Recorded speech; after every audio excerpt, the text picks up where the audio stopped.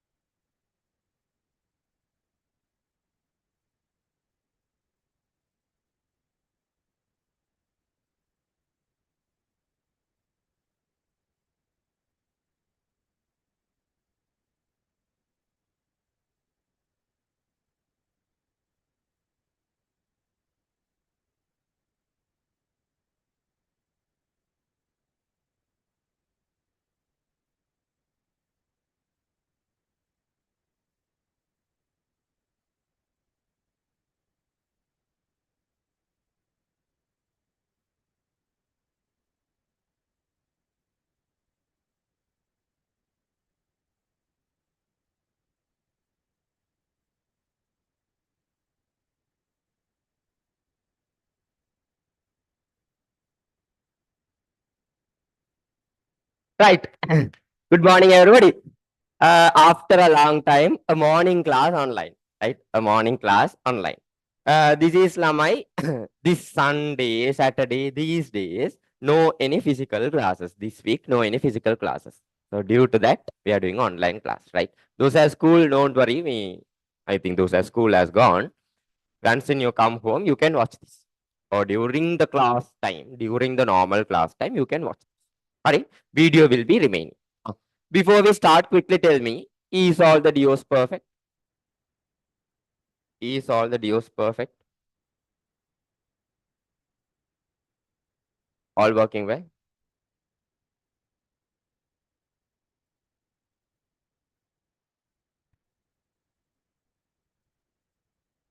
All good.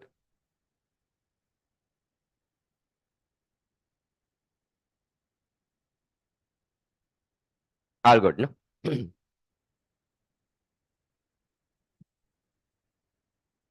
Hari. Yeah, good morning. Hari, right. Biosphere.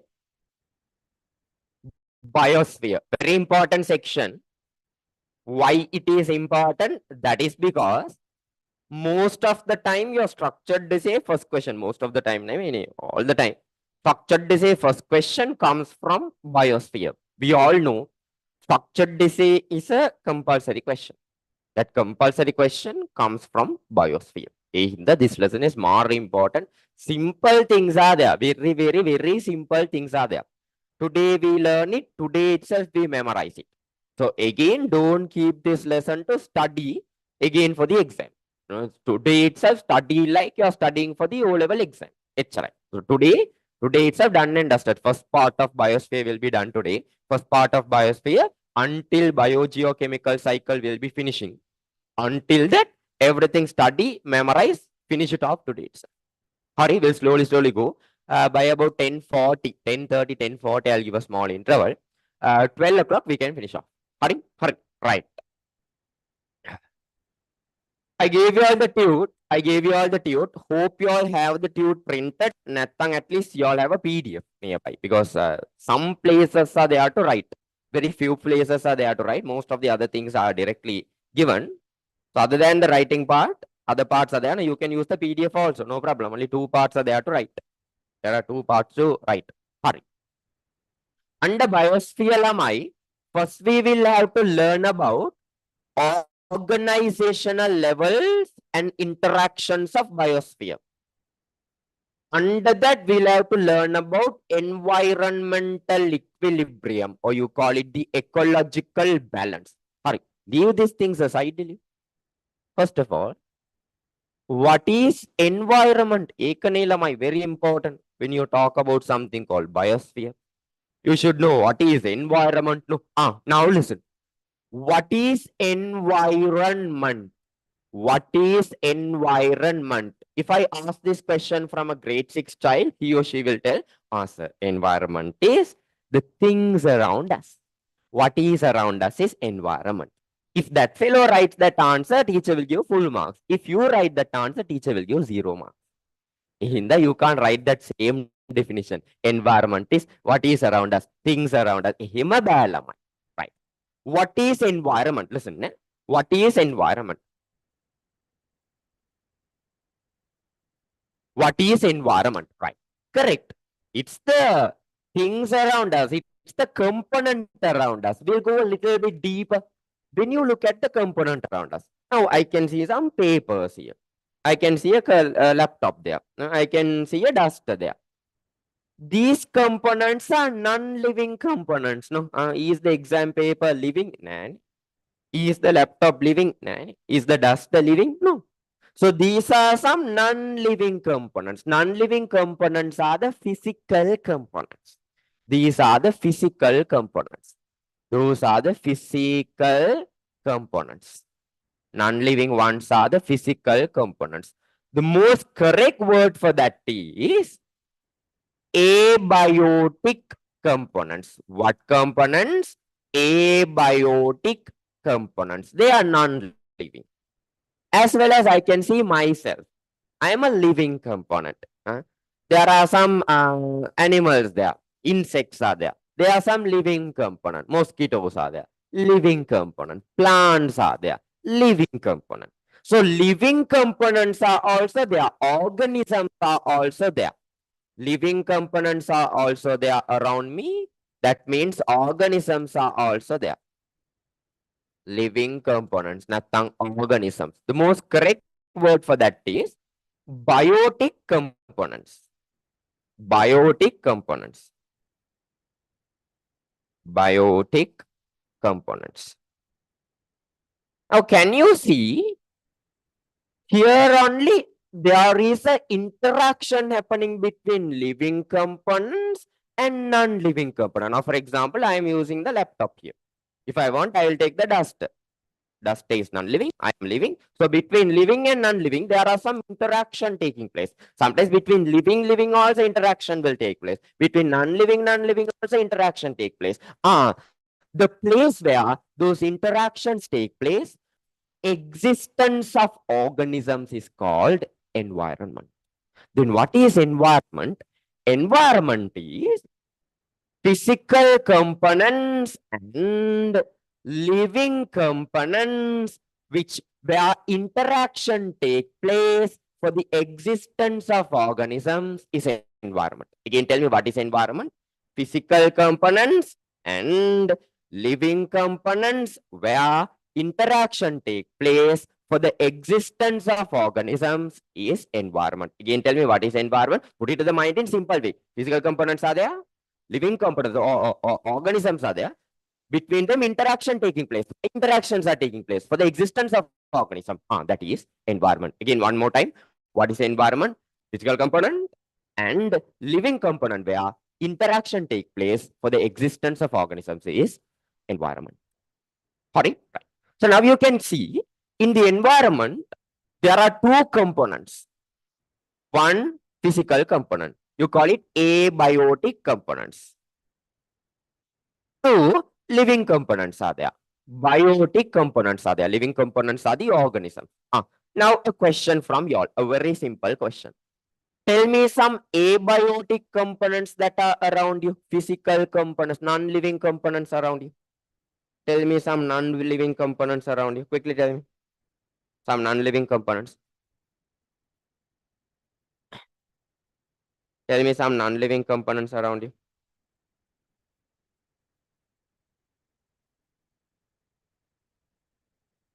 Non-living. Yeah. Soil is there. Soil is there. Non-living. Water is there. Non-living. Very good. Air is there. Non-living. These are all non-living physical components. Tell me some living components. Living components are the organisms. They are the biological components as well. Biological components. Tell me some living components, biological components around you. Yeah, yourself. Very good. Yourself. You are an animal. You are an animal. So animals.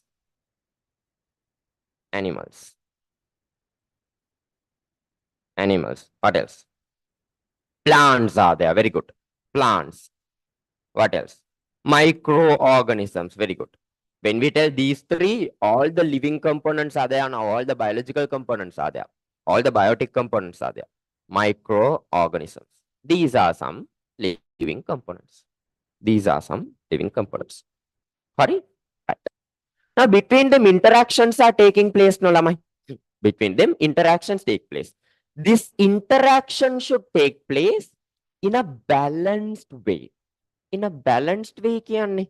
Now, these days, let's take like this. You are going, there is only one pond in your area. Only one small pond is there in your area. Let's say you are living in a village. You are living in a village, right? You are living in a village. You are living in a village. There is only one pond in your village. Only in that there is some water. Animals also go drink water from there. Human also take water from there. So we all depend on that water. Let's just imagine. Now you are going, taking all the water out. Taking all the water from the pond out. And you're also not using, let's say you're wasting it as well. Taking all the water out and you're wasting it. If you do like that, what will happen to that whole village? They will run out of water. Their normal balance state will be broken. That means, can you understand this interaction between physical component and the living component should take place in a balanced state. If that balance is broken, the full ecosystem will be broken there. The full environmental balance will be broken there. So there should be a balanced state in which those interaction between living and the non-living take place. That's a very important point. Huh? You now, some people are greedy, they take everything and go. No, that should not be happen.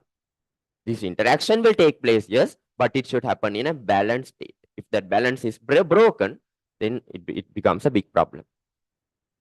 Okay, clear. So there should be a balanced state. This balanced state is called as environmental equilibrium. This balanced interaction between physical components and the living components is called as environmental equilibrium. Equilibrium can in a balanced state. Equilibrium is always remember it's in a balanced state.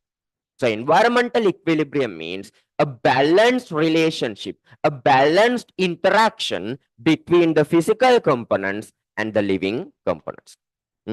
That's the balanced relationship. Fine. Right, take your tutes. Take your tutes.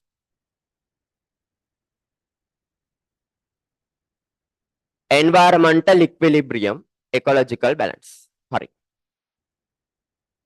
The physical and biological component. Physical and biological component. Physical, biological component can a living component. Physical and biological component in which interaction take place for the existence of organism is environment. Now put it to the mind. Physical and biological component. You can even write it as physical and living component or biotic and abiotic component.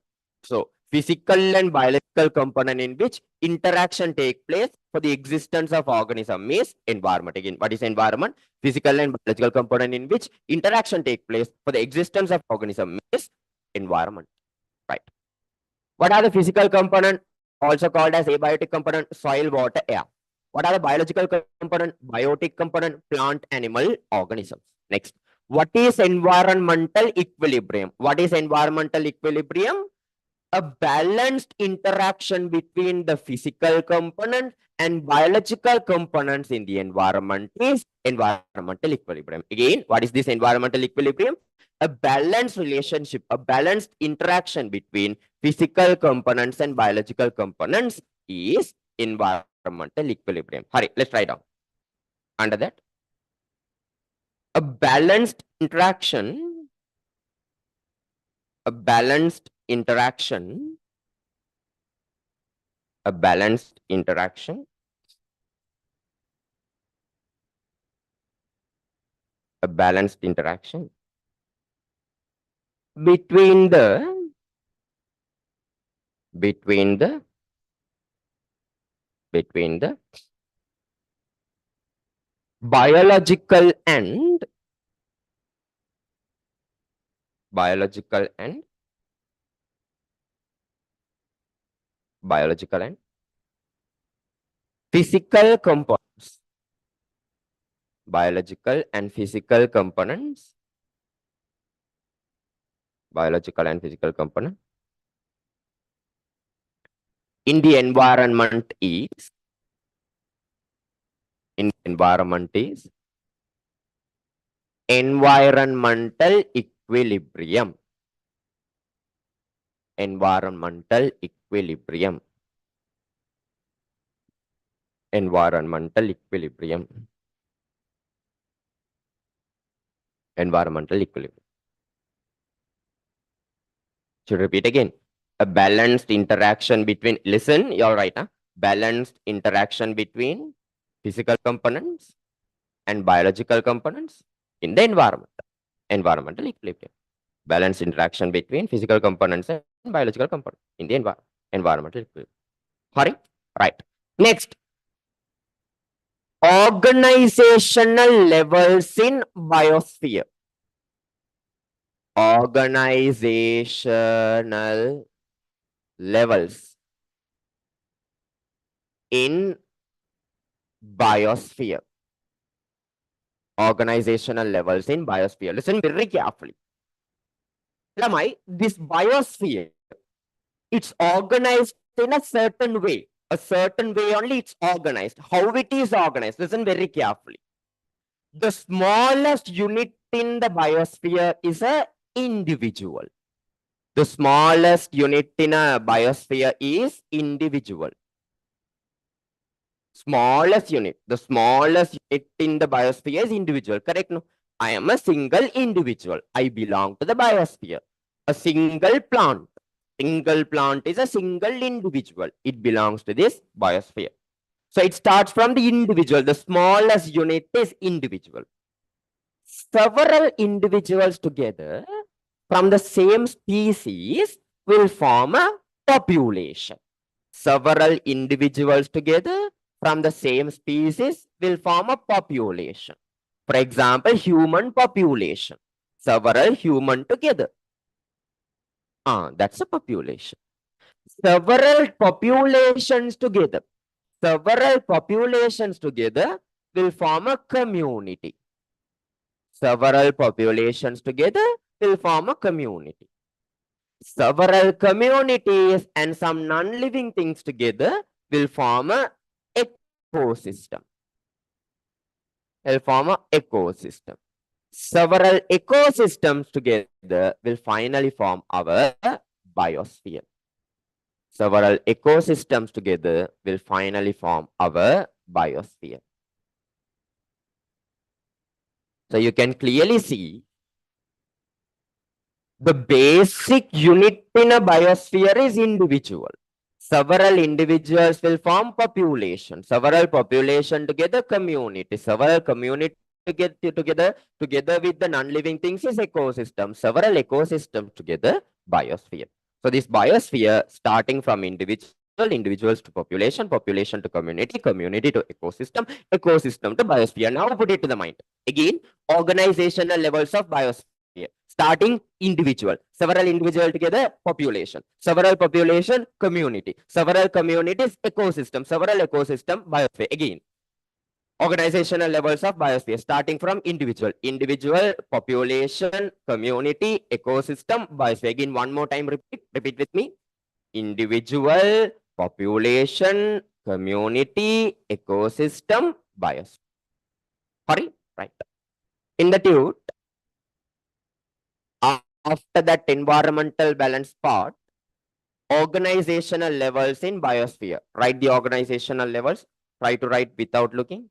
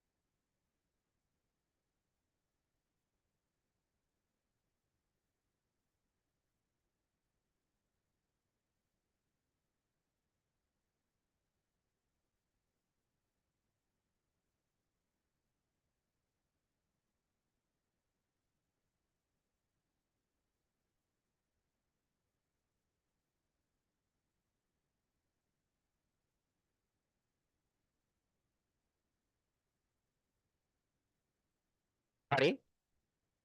Again, check whether is it correct.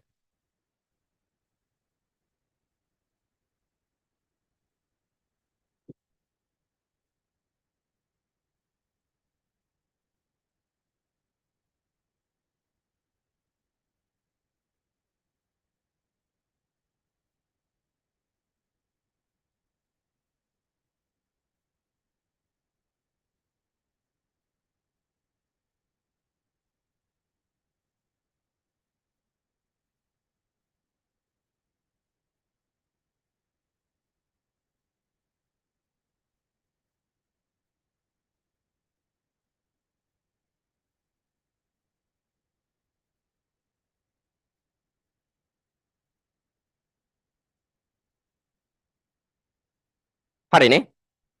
Hari. Now you need to separately know what is individual, what is population, what is community, what is ecosystem, what is biosphere. Now listen very, very carefully. Huh? One shot, we are memorizing the things. Huh? These each and every organizational levels about them, you should know. Hari, listen. Starting from individual. Individual kiwama, two things should come into the mind. One, a single organism. Correct? No, individual can something single. Several things together can't be individual. It's a single organism that belong to a specific species.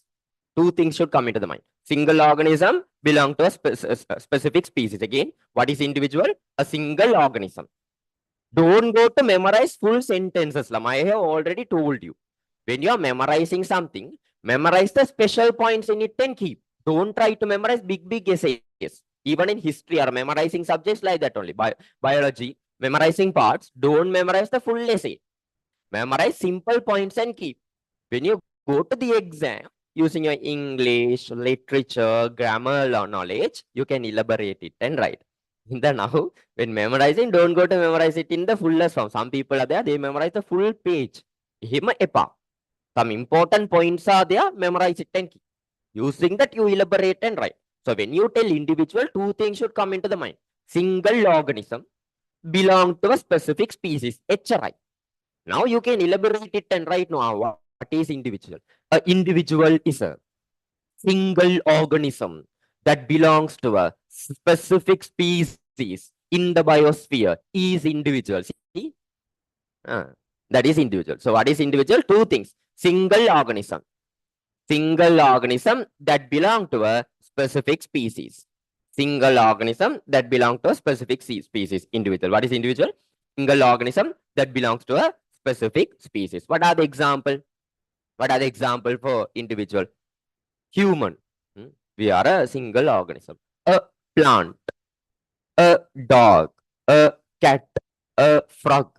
These are all single organisms. Individual. Hari, right. A coconut tree. Those are the examples. Next, going to population. Now, population kiwama, there are three things should come into your mind. 3 points are there. 3 points should come into the mind. 3 points should come into the mind. What are the 3 points? Now, population kiwama, not single individual. No. A group of individuals. That means a group of organisms. Population is a group of organisms that belong to a specific species. So, first point, group of organisms. A group of organisms that belong to a specific species. In a particular geographical location. In a particular geographical location. Listen, you want to understand until I finish this. Listen very carefully. In a particular geographical location during a certain time period. That means 3 things should come into the mind when I tell population. One, it's a group of organisms belong to a specific species. Geographical location. Location should come into the mind. Time, a specific time should come into the mind. So 3 things should come into the mind when we talk about population. A group, geographical location, time. When they talk about a population also, they will talk about these things, these 3 things. If these 3 things are spoken in a certain sentence, guaranteed they are talking about population. If they tell about some group in a specific geographical location during a certain time period. Now, for example, elephant population. That's a group of organisms. Elephant population at Yala National Park. They are talking about location at Yala National Park during the year 2014. During the year 2014, they are talking about the time period. See, three things. Elephant population at Yala National Park during the year 2014 is 20,000 elephants. See, they are talking about these three things. Then they are talking about population. Elephant population, number of elephants. Elephants present at Yala National Park during the year 2014 is this amount population. Hari, clear about it? So what is population? A group of organism that belongs to a specific species during in a specific geographical location during a certain time period is population. What is population? A group of a group of organism that belongs to a specific species in a geographical location during a specific time period is population. Sorry? Right. We'll go to the tute again. We'll go to the tute again. We'll first finish off individual and population. Individual and population. Right. What is individual? A single organism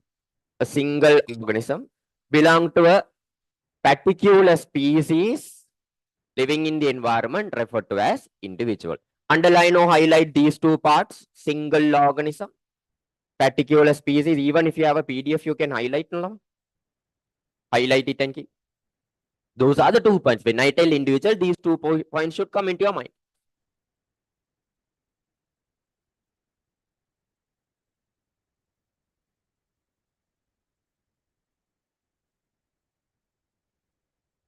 Example, coconut plant, elephant, right. Next, population. A group of organism, a group of organism belong to a same species in a particular geographical location. Location is very important. In a particular geographical location during a specific time. During a specific time period is called population. Group of organism belong to a same species can be a particular species in a particular geographical location during a specific time period is called population. Example, number of elephants that lived in Yala National Park. Now, number of elephants lived in Yala National Park in the year 2011 is this amount. So, three things they are talking. So, if they talk about those three things, guaranteed they are talking about population. Another one, human population. Human in Sri Lanka, geographical location. In the year 2014, year is given, time period is given, is this number. Hurry. Up to they are clear? Up to they are clear? Any doubts up to there? Any doubts up to there?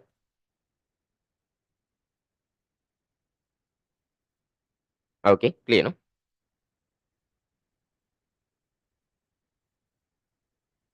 Hurry, no? Right. Next going to community. Next going to community. Next going to community. Community kiwama, two things should come into the mind. Now, first thing you all know. A group of different populations. Correct? No, from populations only community will be built. A group of different population. Human population will come into the community. Elephant population will come into the community. Coconut tree population will come into the community. A group of different communities. Group of different populations. So group of different population. Different populations are there. A group of different population. Group of different population that interact in a specific area. That interact in a specific area. They should talk about the area also. That interact in a specific area is community. Now, for example, animal community at Yala National Park. See, animal community. Animal community kiwama, elephant population will also come into there. Tiger population also comes there. If there are lions, lion population will also come there. Cat population also comes there. Snake population also comes there. So all the animal population comes there. So a group of different population. At Yala National Park, they are talking about area. That is community. So when they talk about community, they will talk about different population interacting in a specific area. So two things they will be talking about. One, different population, a group of animal community different populations are there. At Yala National Park, they are talking about area. So if different population and area are spoken, that is community. That is community. Hurry, go to community. Go to community.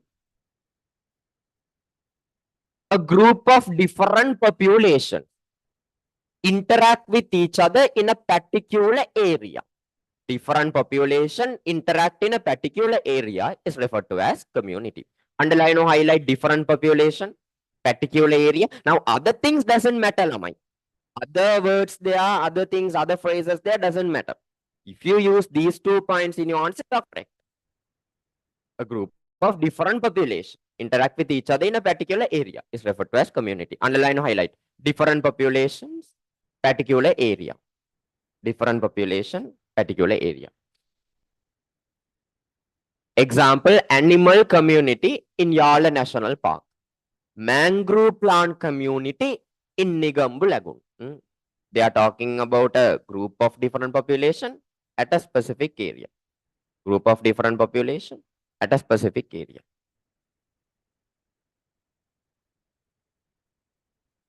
Harine. Harine.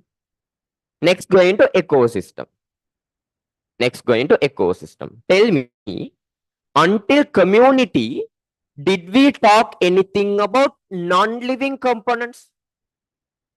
Until community, was there anything related to non-living components? Check and see. Did we include anything about non-living components until community? No. So until there, we are not talking about non-living component, but biosphere has non-living component. About this non-living components, we talk under ecosystem. Ecosystem is different communities are right here. Different communities that interact with non-living components. That interact with non-living components is ecosystem. Different communities that interact with the non-living components. Now, for example, you take a pond. Example, you take a pond. If you take a pond will have different communities. Fish community will be there. Aquatic plant communities will be there. So like the different communities are there. Plus, a pond there are stones around the pond. Water is there. Dissolved carbon dioxide, dissolved oxygen is there. Non-living components are also there. So living components are there. Non-living components are there. Different communities are there. Non-living components are there. They are interacting at eco. So under ecosystem only you talk about non-living components. Until ecosystem, we don't talk about non-living components. See, individual is single organism, belong to a specific species. Population is group of organisms in a specific geographical location during a certain time period. Community is different population interacting at a specific area. Until there, we don't talk about any non-living things. Under ecosystem, we talk about non-living things. Different communities that interact with non-living components. For example, pond, a decaying log. Decaying log means a tree, a bark of a tree that is undergoing decay. When it is decaying, right? Plant is dead. It's non-living now. It is decaying. Microorganisms are acting on it. Living, non-living, interacting. That is ecosystem. Hurry. Right. Go to ecosystem now. All the communities and the non-living components. That's a very important word. All the communities and non-living component with which they interact in a specific area is called ecosystem. For example, a pond. Non-living things are there, living things are there, they are interacting at pond. Decaying log. Non-living things are there, living things are there, they are interacting there. A forest, non-living things are there, living things are there, they are interacting there. A beach with rocks and cliffs. Non-living things are there, living things are there, they are interacting there. Hurry.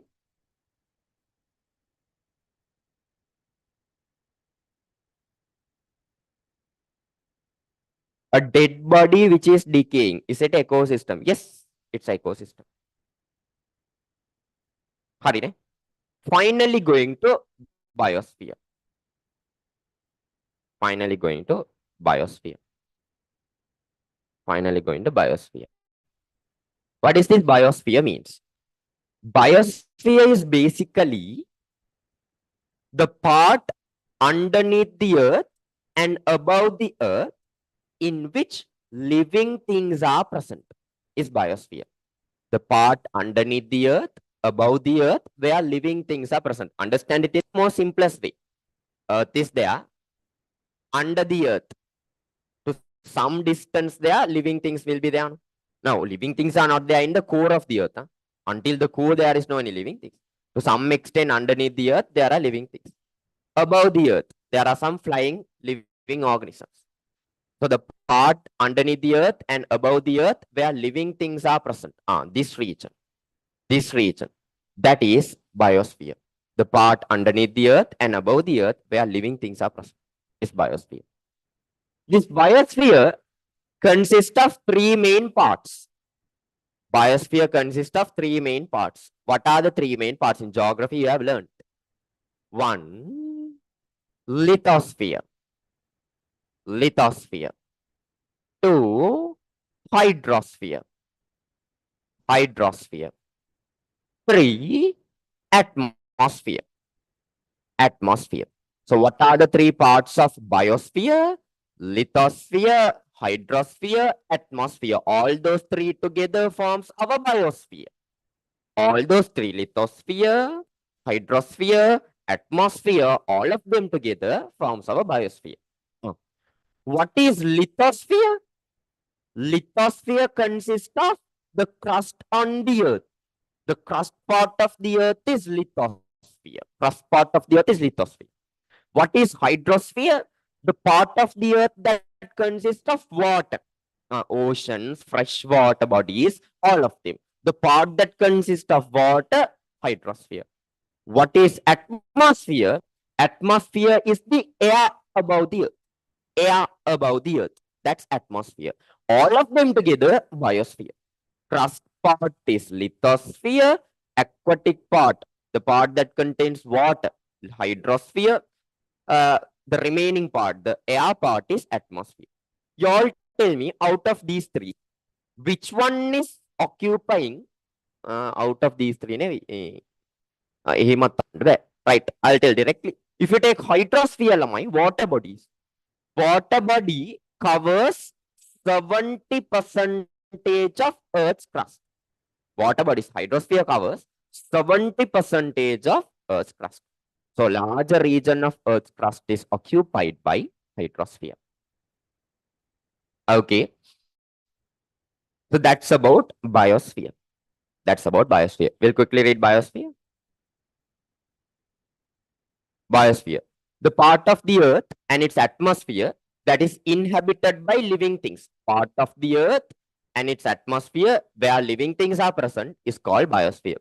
Biosphere is composed of three components. What are the three components? Lithosphere, hydrosphere, atmosphere. Lithosphere. Crust and the upper mantle of the earth. Crust part, upper mantle. Upper mantle can, if you take the earth, the top part is the crust. Upper mantle is little below the crust. Little below the crust is upper mantle. Crust and the upper mantle, lithosphere. Hydrosphere. Region that includes all the oceans, freshwater bodies. 70% of the Earth's surface is covered with water. Atmosphere, the region that contains air around the Earth. Air around the Earth. That's it. Sorry.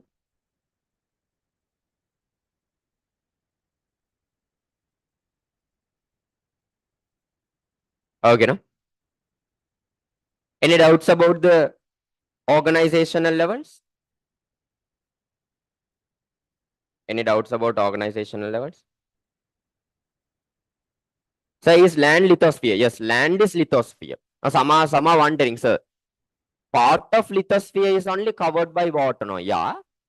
The part that is covered by water is called as hydrosphere. Part of lithosphere is only covered by water. That covered, the water covered part is only called as hydrosphere. Okay. All right. I'll give you all 1 minute. Go through them. Now itself put them to the mind. Now itself put them. Organizational levels. Now itself put them to the mind. Now itself. Huh? No time again to separate it, take time and study. Okay. I'll give you all 1 minute.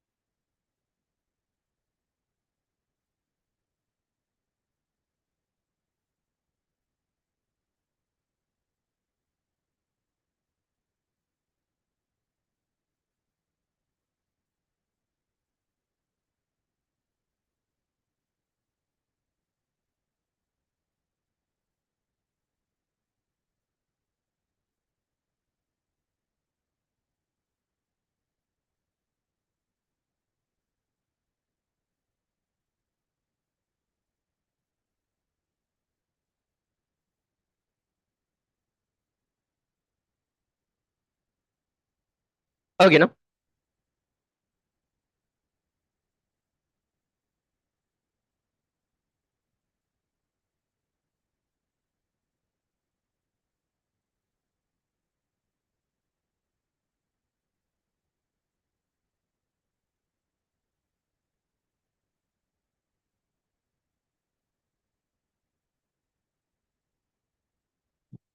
Hurry. Next going to growth of population and growth curve. Growth of population and growth curve. Growth of population and growth curve. Now listen, eh? Growth of population, growth curve. Under growth of population, growth curve, first of all, you should understand what is population density. First of all, you should understand what is population density. What is population density? Right. Right. What is this population density means? Very simple. Number of organisms in a specific area. Number of organism in a specific area can in a unit area is population density. What is this population density? Number of organism in a specific unit area. Unit area in about 1 kilometer square of area, how many organisms from a specific species are living? Population density. In a unit area, how many organisms from a specific species is living? That is population density. Now, for example, in 1 kilometer square area, number of human living, we can take it as, let's take 300 human living. Then we can tell 300 human per 1 kilometer square area. 300 human per 1 kilometer square area in Sri Lanka. We can consider like that. Then what is population density means? Number of organisms from a specific species living in a unit area. Population density. Number of organisms from a specific species living in a unit area. Population density. Right. If you take the population density, Lamai, if you take population density,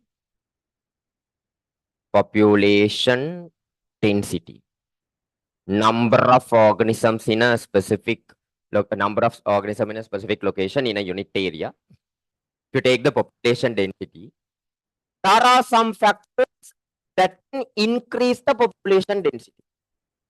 There are factors that can decrease the population density. What are the factors that increase first? See, if a chooty baby is born, see, when a baby is born, what happens? Number of organism in that area will increase. No? Population density will increase. Birth increases population density. Death decreases population density. Correct? No? When someone is born, number of organism increases, population density increases. When someone dies, number of organisms decreases, population density decreases.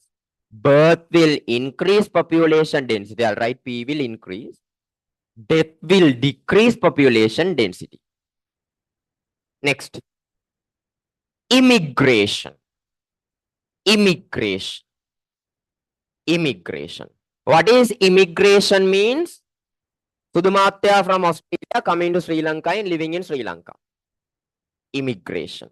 Sudumatya from Australia is leaving Australia, coming to Sri Lanka, living in Sri Lanka. The number of people in Sri Lanka will increase. No? Then population density will increase. Immigration increases the population density. Next, emigration. What is emigration means? Sudunangi from Sri Lanka, leaving Sri Lanka, going to Australia. Now, when she goes from Sri Lanka, number of organisms in Sri Lanka reduces. Emigration. So, emigration reduces the population density. Immigration increases the population density. Then, what are the 4 factors that can change the population density? Birth, death. Immigration, emigration. Birth will increase population.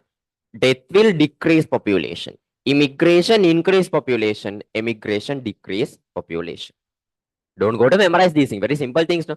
Birth increases. Death decreases. Immigration increases. Emigration decreases. Hurry. Clear?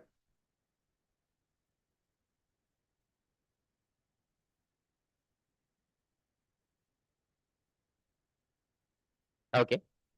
Hurry. We'll go back to the tute. Growth of population and growth curve.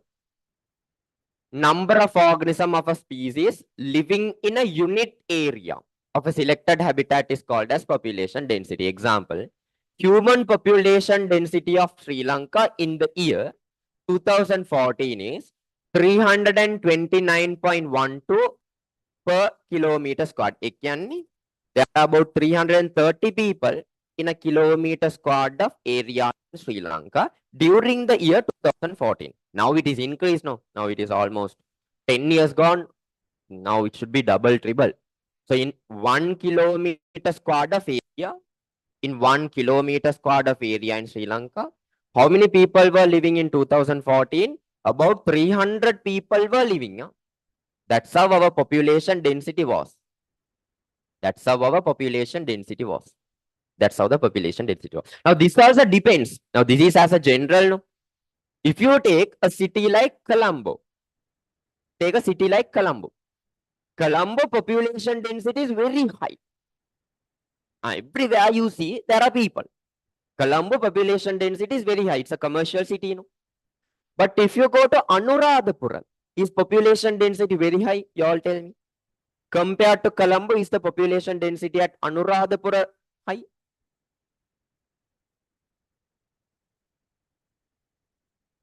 Anuradhapura? No. Anuradhapura population density is low. Okay. But as a overall in Sri Lanka, population density in 1 kilometer square of area is 330 during 2014. Now it's guaranteed increased. During 2014, that was the value. The size of natural population varies with time. There are 4 factors that affect the population density. What are the 4 factors? Birth.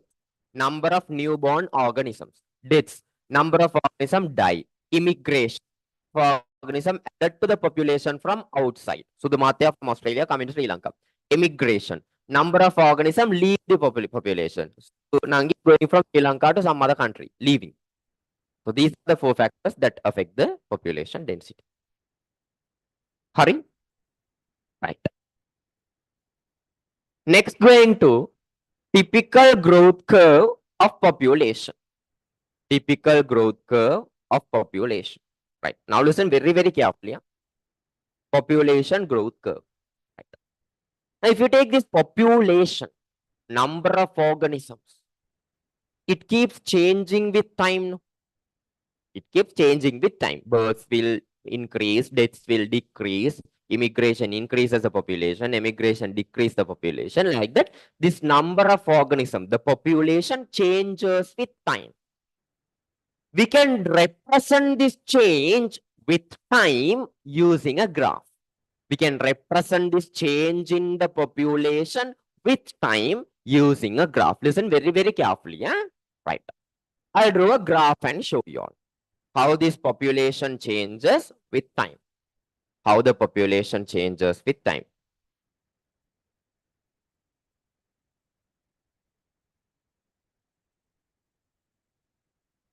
In my graph, y-axis is going to be number of organisms. Number of organisms. Y-axis is number of organisms. How many organisms are there?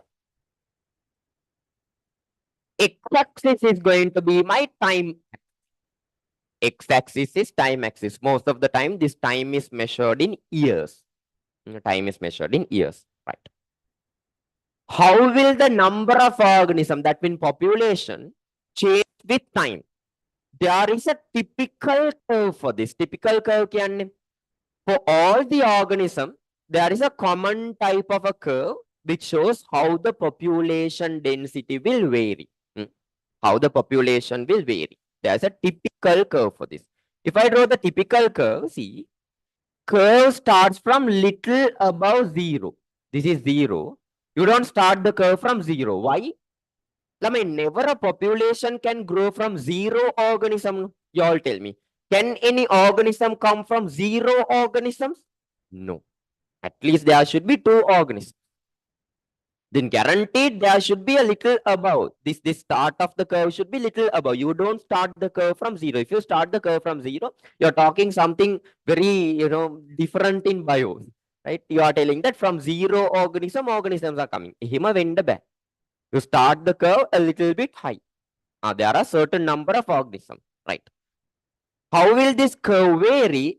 Curve goes like that. You call it sigmoid shape curve. What type of a curve? Sigmoid shape curve. Very S-like curve. Like curve is there. This curve, listen very carefully. This curve can be divided into 4 parts. Can be divided into 4 parts. Look at the parts.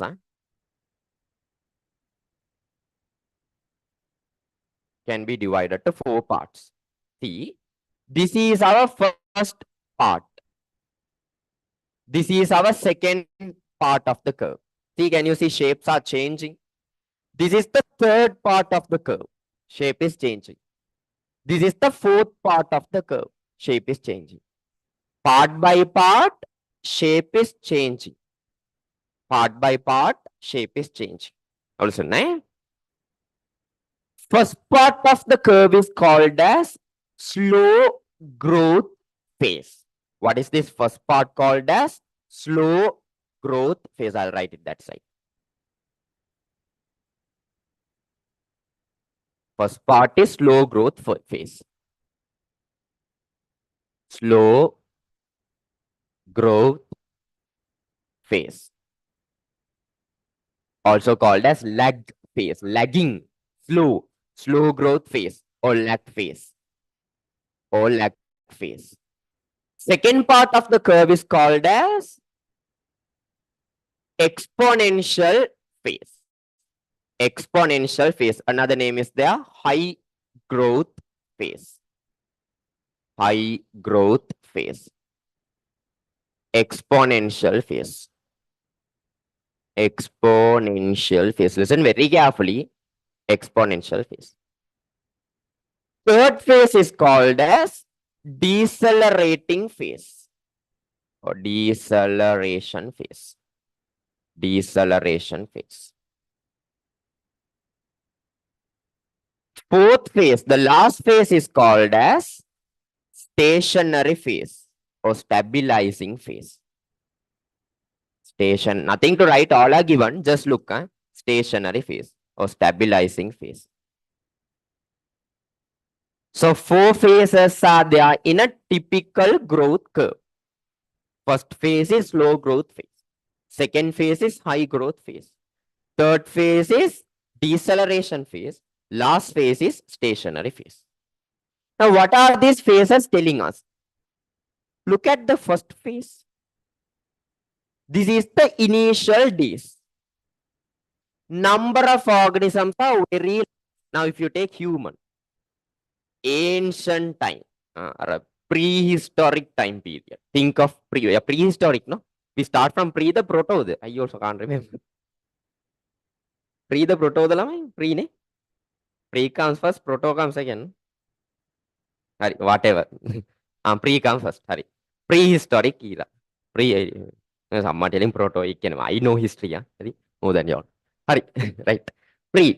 Prehistoric era. During prehistoric era, was there a high number of human? And now, like now, was there a lot of human being? Was the population of human being high? No. Very less number of human beings were there. They were living as groups. Can you remember? In caves, they were living as groups. Now think, in that prehistoric era also, very beginning, only about 2 or 3 people in this whole world. Will the population grow quickly from there? No. It takes years and years for the population to grow. Those 2 people, from them a child should be born. From there another child should be born. The growth of the population, listen to the words I'm using. Growth of the population. Number of populations increment. Growth of the population happens very slowly. Why? These people are very less in number. They are widely spread. Group by group, no, they were living. They are widely spread. Now, a group living in India, another group is living in China. They should meet. From there, a child should be born. That is how the growth of population can happen. So, number of reproducing individuals are less there. Reproduction rate happens very slowly. Growth of a population is very slow. For one organism, for 2 organisms to become 3 organisms, it takes years. That to become 6, another some more years. That to become 9, it takes years and years. So the growth of the population is very slow.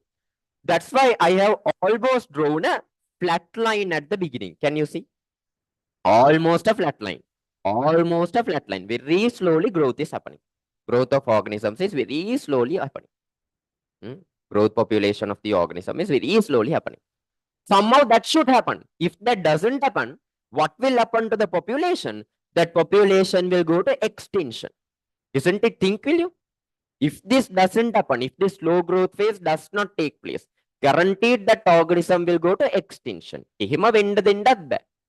Then from there, somehow the population growth will happen. Slowly it happen. It takes a little bit of a peak now. Slowly it is rising up. Slowly it is rising up. Right. Now going to the second phase. Now, second phase, what is happening is everywhere you see reproduction.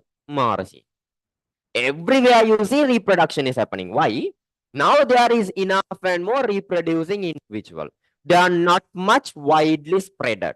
So reproduction rate can be increased. No much of diseases. Enough and more food is there. So there won't be any issues there. No? Births will happen very frequently. Birth rate is high. Death rate is low. Why? Diseases does not spread very widely. Diseases are spreading, but slowly only they will spread. Reproduction is more. Enough and more food is there. Death is less. Then birth will be more. So number of organisms will increase. Growth of the population is accelerated. You call it high growth phase. So can you see number of organisms here are increasing and going. From that flat line, number of organisms are increasing and going. So everywhere you see reproduction happens. Quickly organisms are born. Birth rate is more. Death rate is less. Enough and more food is there. No food shortage. Diseases does not spread widely. Now you all tell me, can this happen forever? Can this happen forever? Forever enough and more food is there. Diseases are not. Can that happen?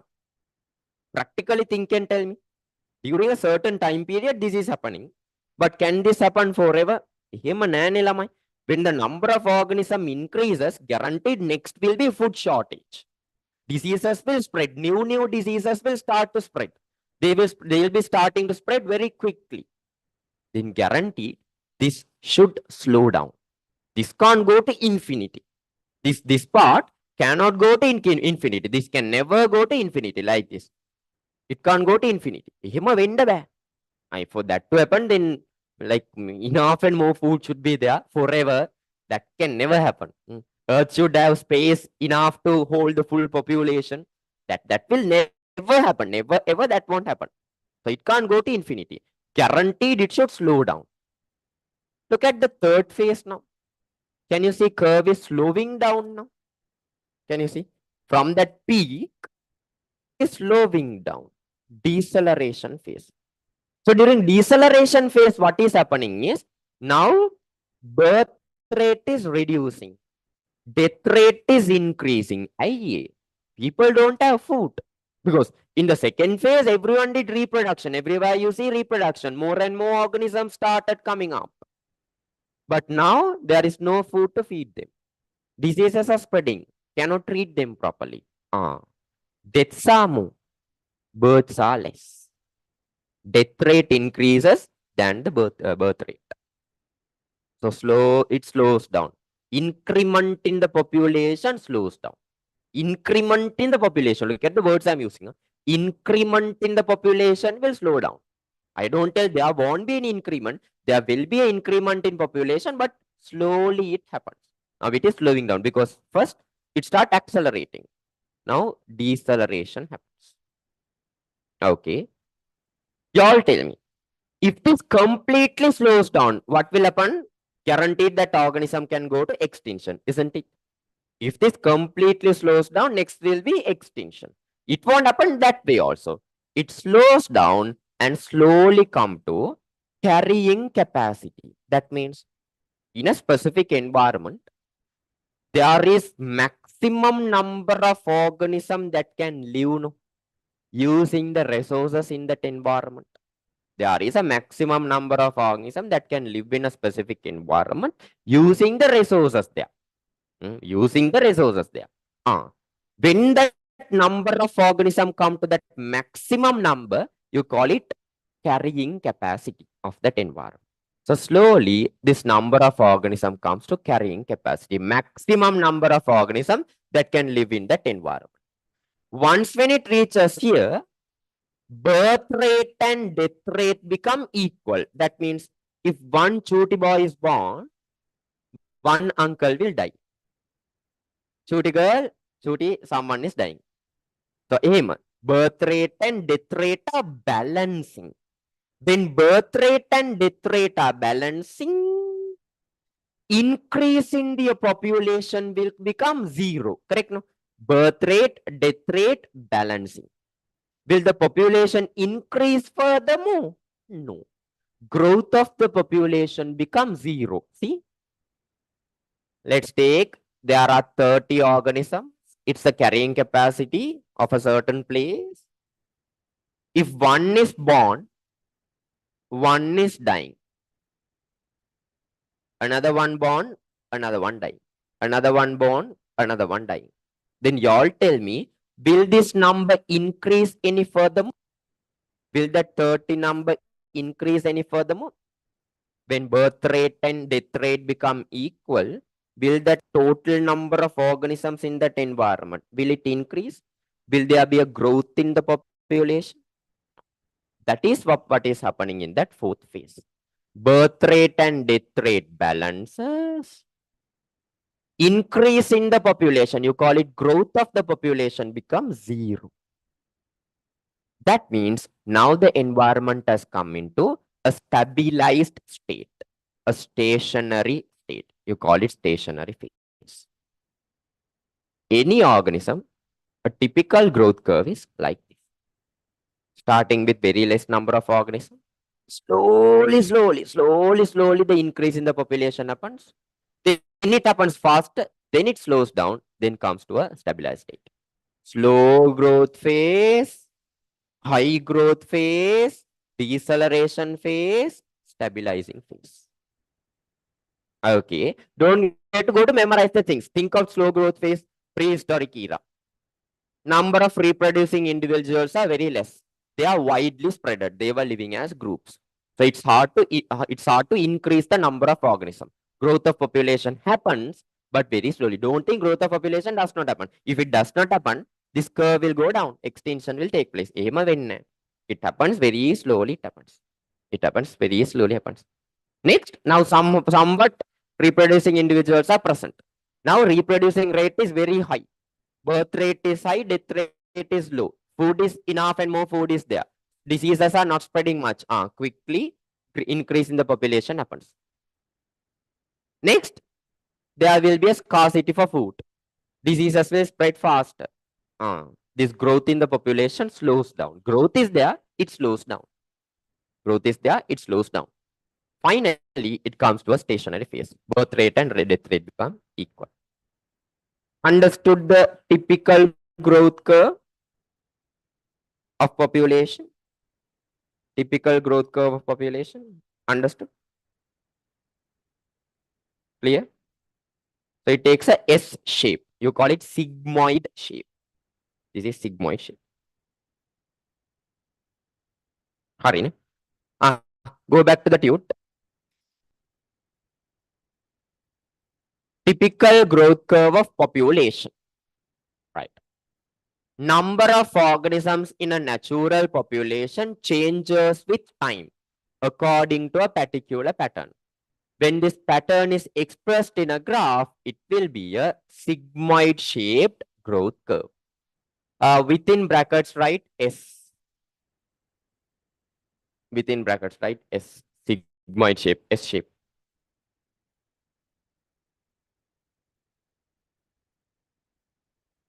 There are four main phases in it.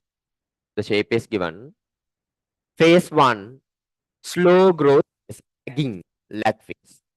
This phase starts slowly because initially there is shortage of reproducing individual, which may widely dispersed.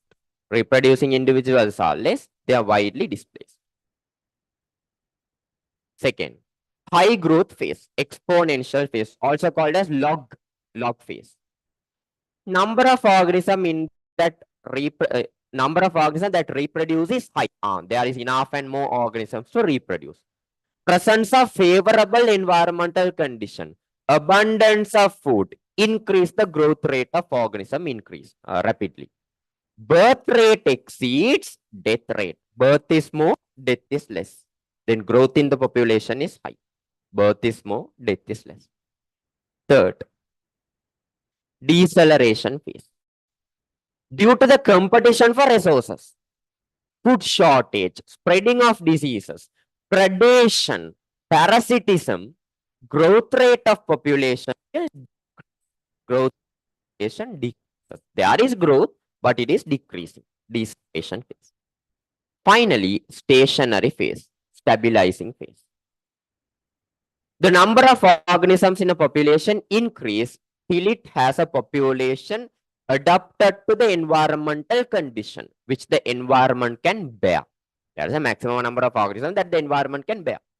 Once it reaches its carrying capacity, population achieves a dynamic equilibrium. What is dynamic equilibrium means? Birth rate and death rate are equal. During dynamic equilibrium, birth and death rate balance. Hence, the growth of population is zero. Growth of population is zero. Birth and death balances. Growth is zero. When it comes to this balance situation, number of organisms in the population is called as carrying capacity. So when it comes to balance state, number of organisms there is carrying capacity. That is carrying capacity.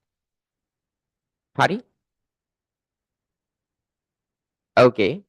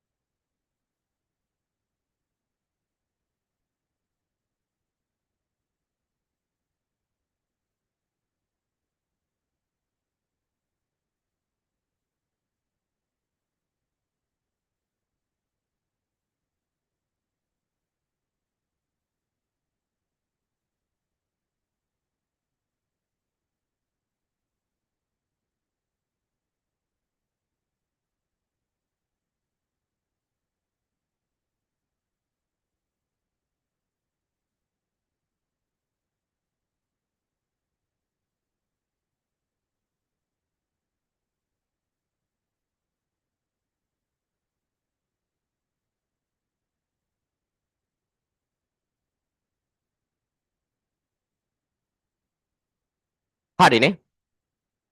Right. Now this is a typical growth curve for any organism. No, like any organism, the growth typical population growth curve is this. If you specifically look at humans population growth curve, we have not still gone up to the stationary phase. We have not gone up to that phase.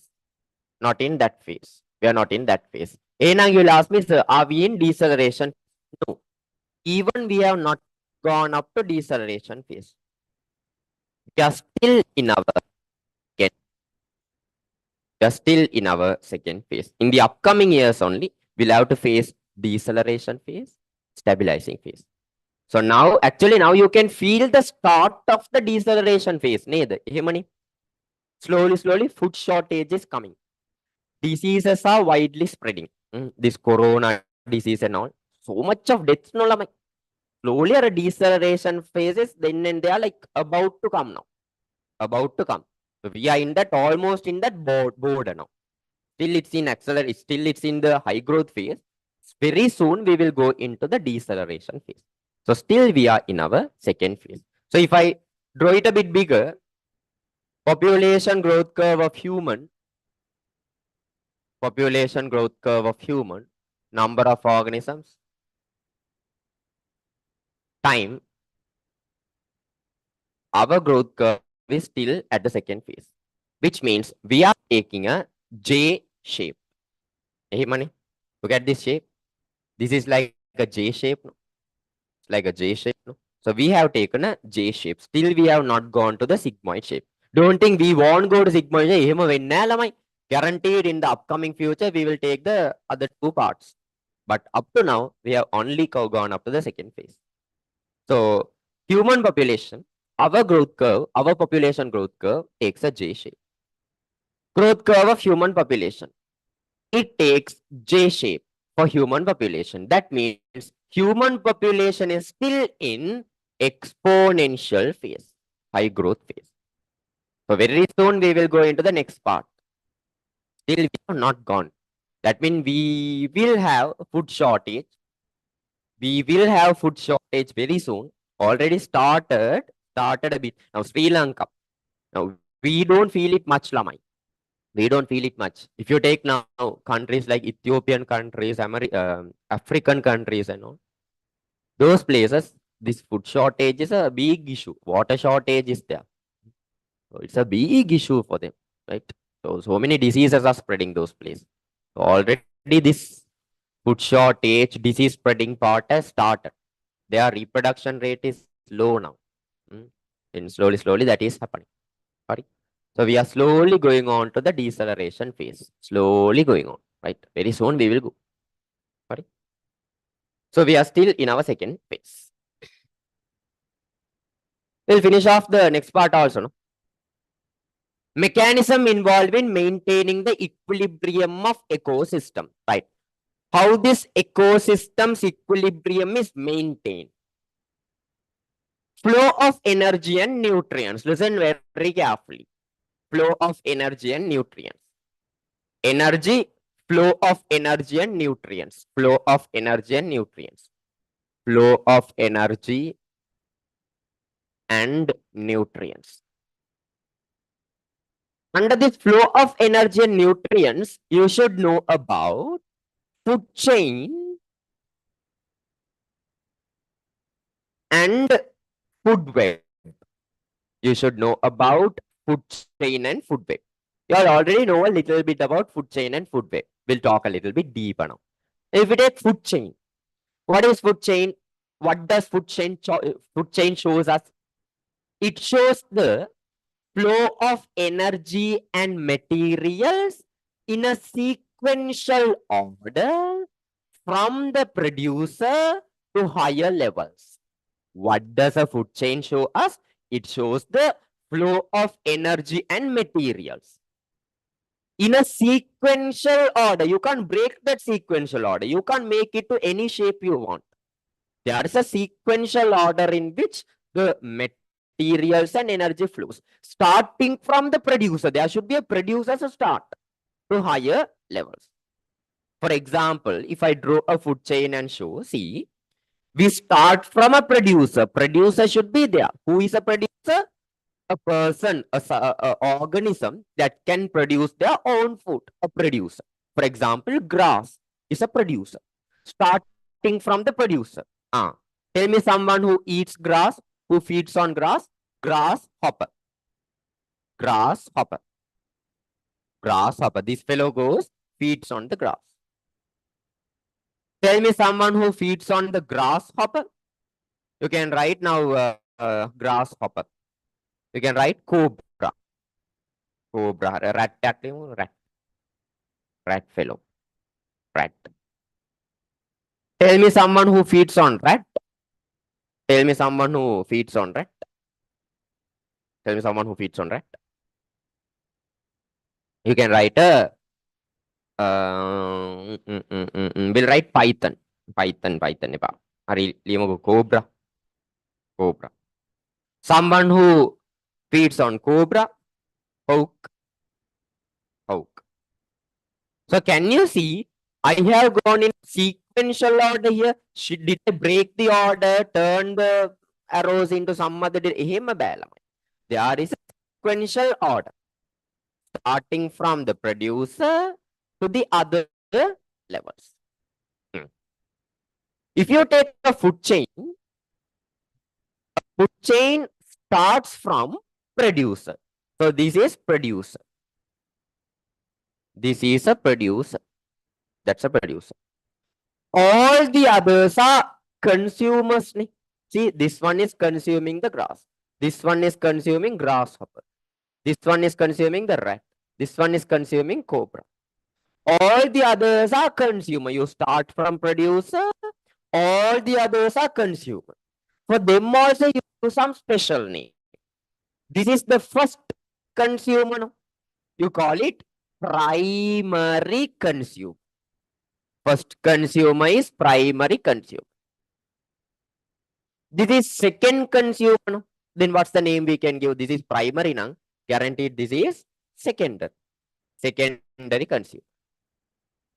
Secondary consumer. Secondary. This is third one. Third one is called as tertiary consumer. Tertiary consumer. Tertiary consumer. That's the fourth one. Fourth person is going to be quaternary consumer. Now you'll ask me, sir, can't we go like this? Pentenary consumer, hexanary consumer, heptanary consumer. Can't we go like that? Theoretically, we can go. But practically speaking, Lamai, maximum number of links that can be there in a food chain is about 5. That's it. A food chain cannot exceed more than 5 links. Minimum about 3 should be there. Maximum it goes to 5. What's the reason? I will teach you when I'm teaching about dissipation of energy part.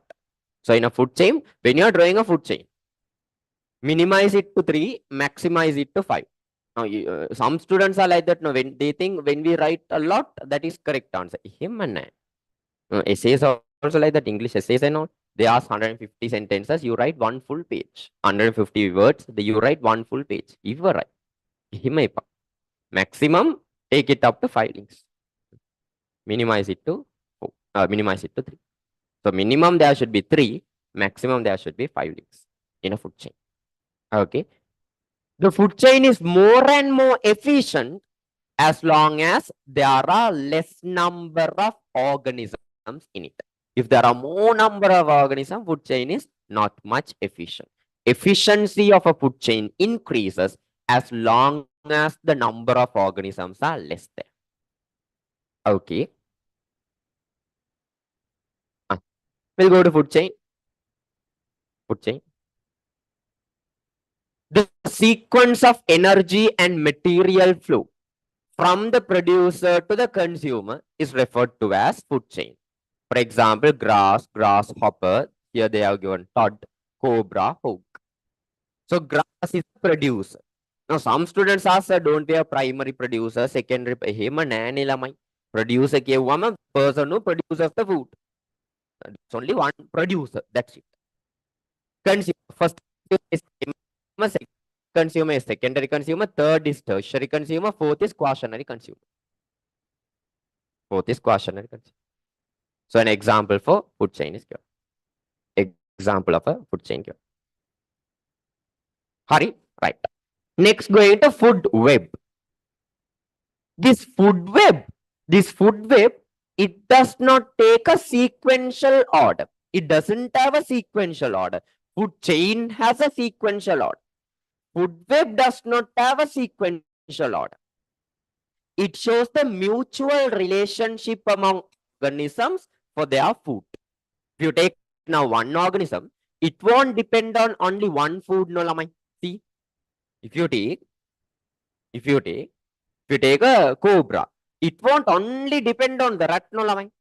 It is free to depend on different organisms. That means it won't depend only on one single organism. It is free to depend on a lot of organisms. There is a connection between cobra and so many other organisms. You can't show that using a food chain, no, because food chain has a sequential order. Therefore, what we do is we draw a food web. In a food web, we can show the mutual relationship among organisms for their food. That means if you take one organism, we will show what are the other food that this rat can depend on. What are the other food, not only grasshopper, what are the other food this rat can feed on? We show it using food web. So if someone asks you what's the advantage of drawing a food web, what's the advantage? Why food chain and food web? What's the advantage of drawing a food web? In a food web, we can show different food that a single organism can depend on. In a food chain, we can't show the different food that single organism depends on. Food web, you can show. Right? I'll show a food web. See. Now, if you take this one, the example given in the tute itself. See. Plant is there. Hornbill is also feeding on plant. Rat is also feeding on plant. Rabbit is also feeding on plant. So hornbill, rat, rabbit. All are feeding on the plant. You take rat. Who are feeding on the rat? Hornbill is feeding on the rat. Hawk is feeding on rat. That's it, no? Hornbill, hawk. They both are feeding on rat. We take hornbill. Who are feeding on hornbill? Python is feeding on hornbill. Hawk is feeding on hornbill. So can you see this shows a mutual relationship among organisms for food? We take one now, hawk. Hawk is free to depend on a rabbit. If it sees a rabbit, it will go catch, eat that fellow. If it sees a rat, it will catch that fellow, eat it. If it sees a hornbill, go eat it. If it sees a python, it will go eat it. So hawk has four options here. Rabbit hurry, rat hurry, hornbill hurry, python hurry. One of that it will catch an eat. This is the mutual relationship among organisms for their food. We'll read food web. The mutual relationship for food among organisms is referred to as food web. Organism is free to depend on different types of food, not one type of food. They are free to depend on different type of food. This helps to avoid bioaccumulation of organism. This helps bioaccumulation of organism. That means number of organisms does not increase widely. Right? We'll talk about bioaccumulation. There's a separate part to talk about it. I'll talk under that. Number of organisms does not increase by it's always balanced. It's always in a balance. Bioaccumulation will be stopped there.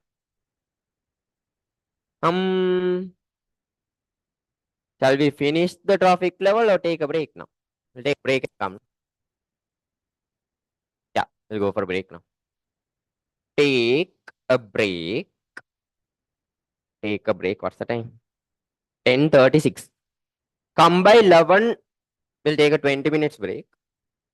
11 maybe. Come back by 36 ne come back by 10:55. 10:55 a.m. be here. Eh? Sharp 10:55 I'll start. Sharp 10:55 I'll start. Right?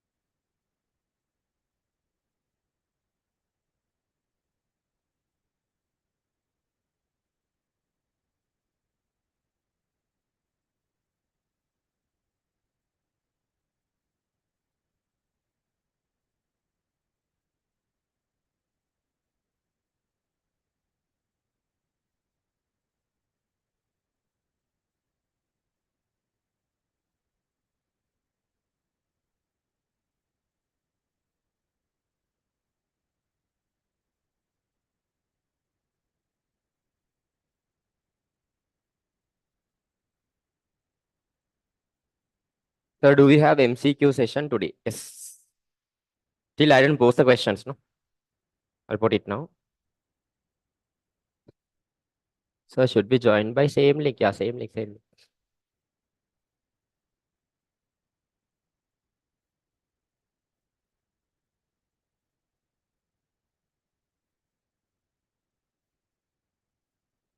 So is eagle and hawk same? Nane lamai.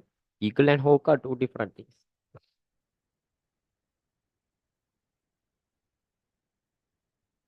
So won't there be an extinction for human population? Guaranteed we will extinct. Don't think that we will live forever. Any organism you take, there is an extinction. But considering our lifespan, right? Considering our lifespan, our extinction is very long away. Considering our lifespan is maximum about 100. No? Considering our lifespan, our extinction is too far. So don't worry. Okay. Don't worry. No extinction for human for now. Right? So do your O level. Don't worry, you will get extinct. Do your O level in the best way. Right? In the best way. Because there is long time for us to live. Considering our lifespan, there's a long time for us to live.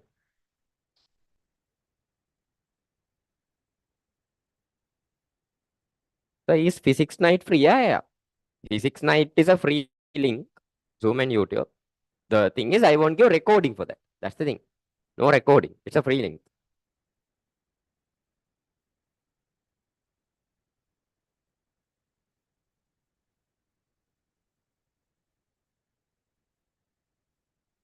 So tomorrow is Eid day. Do we have class? Yeah. Uh, if guaranteed tomorrow is Eid, then we'll have to cancel tomorrow's biosphere and put it to day after tomorrow. Hima venawa.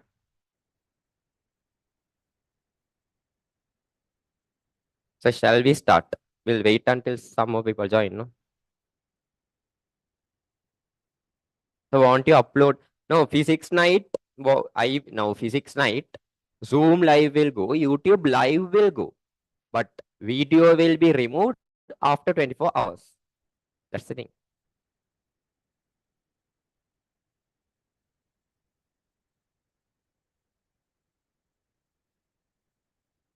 Yeah, I'll send the link for the quiz. Still, I could make it. I'll send the link. Anesa Amaru join men. These days Amaru itamai. Everything is Amaru. Everything that can bring a result to you is Amaru.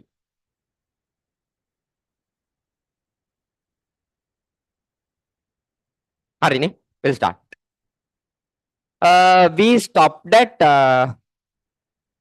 trophic levels, no? Yeah, food web done. We stopped at trophic level, right? What is trophic level? Very simple. The links of a food chain is trophic level. Very simple. The links of a food chain is trophic levels. Trophic level. The links of a food chain are known as trophic levels. Links of a food chain. Number of trophic levels of a food chain cannot be exactly predicted. Most often, it is less than 5 links. That's very important. It can't go more than 5 links. Less than 5 links. Organism belong to last trophic level would be carnivorous predator. The organism in the last trophic level of a food chain is carnivorous predator. They are always carnivorous. Next. Next. All the organisms lamai, all the organisms can be divided mainly into 3, depending on their mode of nutrition. Depending on the mode of nutrition, all the organisms can be divided into 3. What are the 3? 1, autotroph. 2, heterotroph.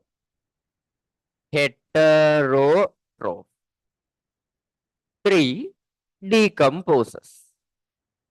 These are grade 6 work. Huh? All the organisms, depending on the mode of nutrition, depending on the mode of nutrition, you divide them into two: autotroph, heterotroph, and decomposes. What are autotrophs? Simply tell me what are autotroph. Grade 6 work. What are autotrophs? Organisms that can produce their own food. එහෙමනේ. What are autotroph means? Organisms that can produce their own food are autotroph. Now don't write that same definition for autotroph. We'll make it a little bit elaborated. See, now plant is a green plant is an autotroph. No? It produces the own food. No? Think, how does a green plant produce own food? By photosynthesis. During photosynthesis, what is happening? Simple inorganic compounds like water and carbon dioxide. They are very simple. They are inorganic. Water, carbon dioxide is inorganic. Huh? So water, carbon dioxide, like simple inorganic compounds are converted into complex organic compound. එහෙමනේ C6H12O6. Complex organic compound during photosynthesis. Then what does the autotroph do? Autotrophs convert simple inorganic compounds into complex organic compounds. What is the function of autotroph? It converts simple inorganic compounds into complex organic compound. So now also don't just write organism that can produce their own food is autotroph. Elaborate it and write. How do they produce their own food? They convert simple organic compounds into, simple inorganic compounds into complex organic compounds. What are the examples for autotrophs? Now, best example, green plants. Green plants are example for autotroph. Green plants are an example for autotroph. Green plants. What else? Some bacteria are there, Lamai. Some bacteria are there. Those who can produce their own food. Some bacteria are there. They don't do photosynthesis. They use the chemical energy. What energy they use? Chemical energy. They don't do photosynthesis. They don't use light energy.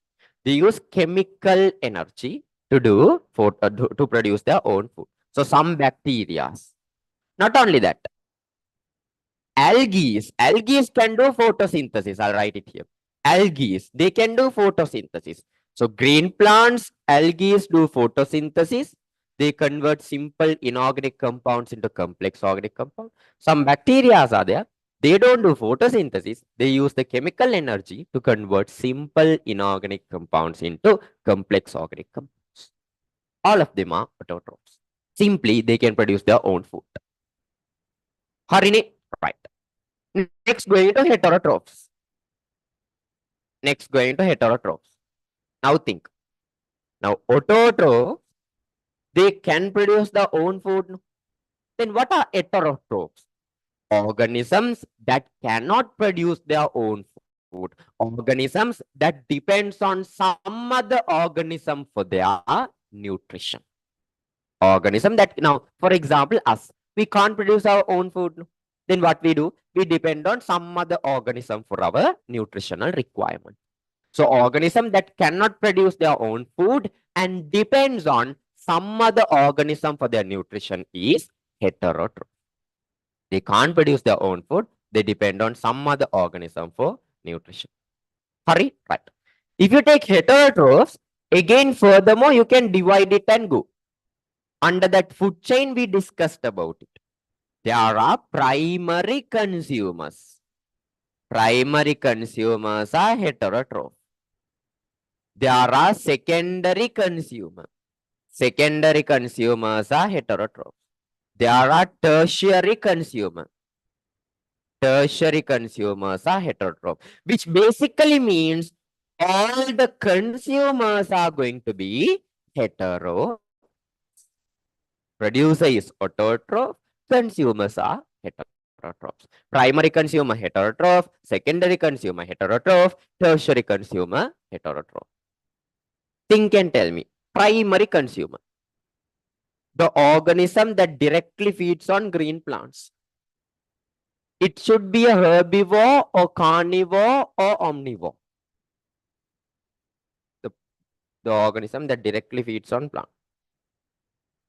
Herbivore, huh? It's a herbivore for sure. So primary consumer is guaranteed a herbivore. It's a herbivore. Secondary consumer can be a omnivore. It can be a omnivore. It can be a omnivore or even carnivore possible. Even a carnivore possible. Omnivore or carnivore. Tertiary consumer and any higher traffic level other than tertiary consumers are guaranteed a carnivore. Tertiary consumer, any other upper traffic levels other than tertiary consumers are carnivore. Carnivore. So remember, primary consumer is a herbivore. Secondary consumer can be a omnivore or a carnivore. Tertiary and all the others are carnivore. Hurry, right. That's about hetero. Finally going to decomposes. Finally going to decomposes. Finally going to decomposes. Now what does decomposes do? They do exactly opposite to what autotrophs did. What did autotrophs do? Autotrophs converted simple inorganic compounds into complex organic compounds. That is autotrophs. Decomposers does the opposite. They convert complex organic compounds into simple products. They convert complex organic compounds. Complex. They convert the complex organic compounds into simple products. Into simple products. Example, bacteria, fungi, they are all decomposers. So, decomposers do exactly opposite to what autotrophs did. What does autotroph do? They convert simple inorganic compounds into complex organic compounds. Decomposers convert complex organic into simple products. Complex to simple. This is simple to complex. This is complex to simple. All right.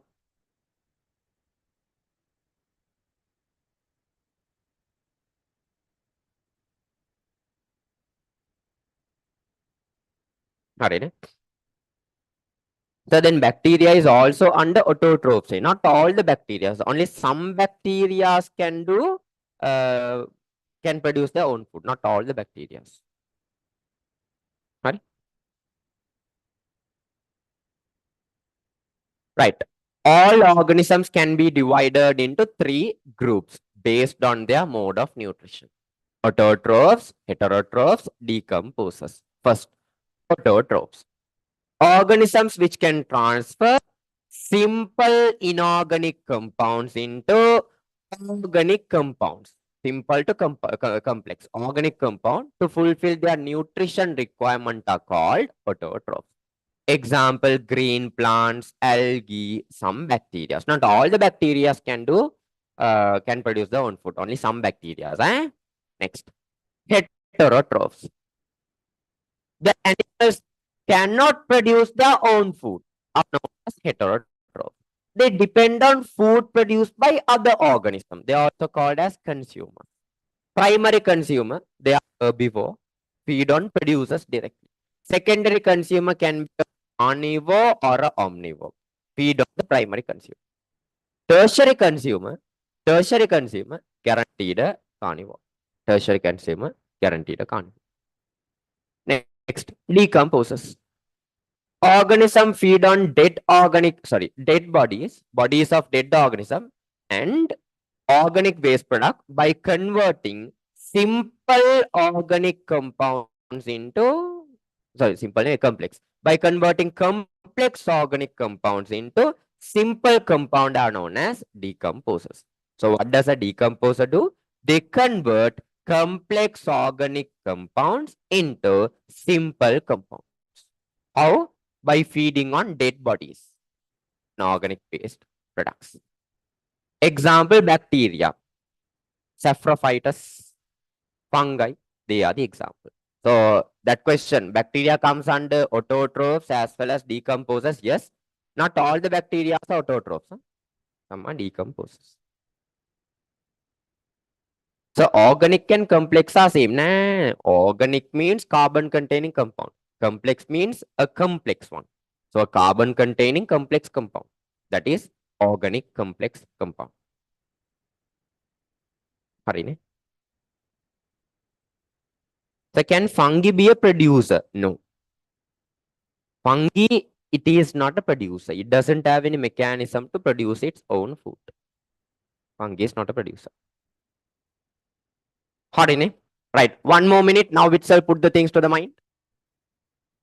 This is nothing, no. Nothing big. Now itself put the things to the mind.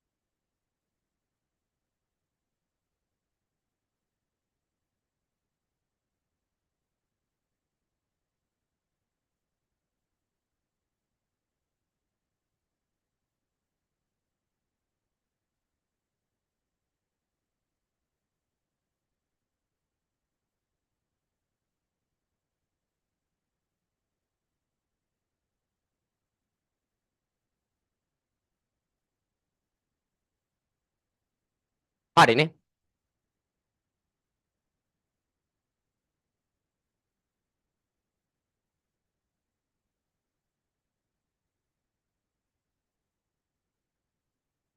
Hari. Next, going to ecological pyramids. Ecological pyramids.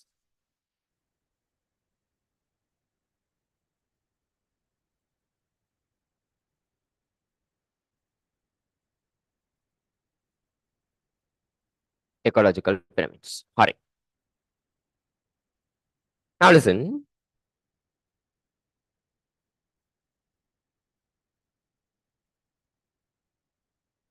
Ecological pyramids.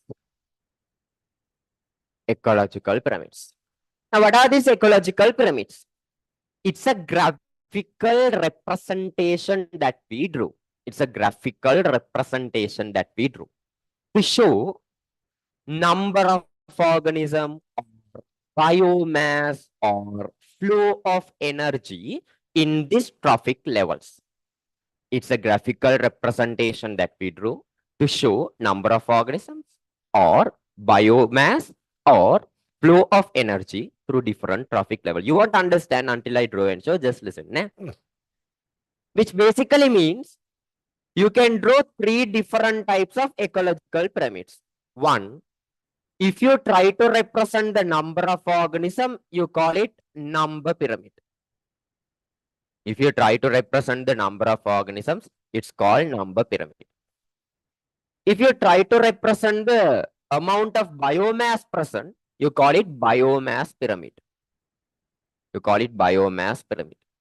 If you try to represent the energy, the flow of energy, you call it energy pyramid. So there are three types of ecological pyramids: number pyramid, biomass pyramid, energy pyramid. What are the three types of ecological pyramids? Number pyramid, biomass pyramid, energy pyramid.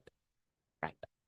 In all these three pyramids, Lamai, in all these three types of pyramids, base of the pyramid should always be a producer. Base of the pyramid should always be a producer. Each and every block above the pyramid shows each and every trophic level in that place. Each and every block above the pyramid. Now, this is the first block.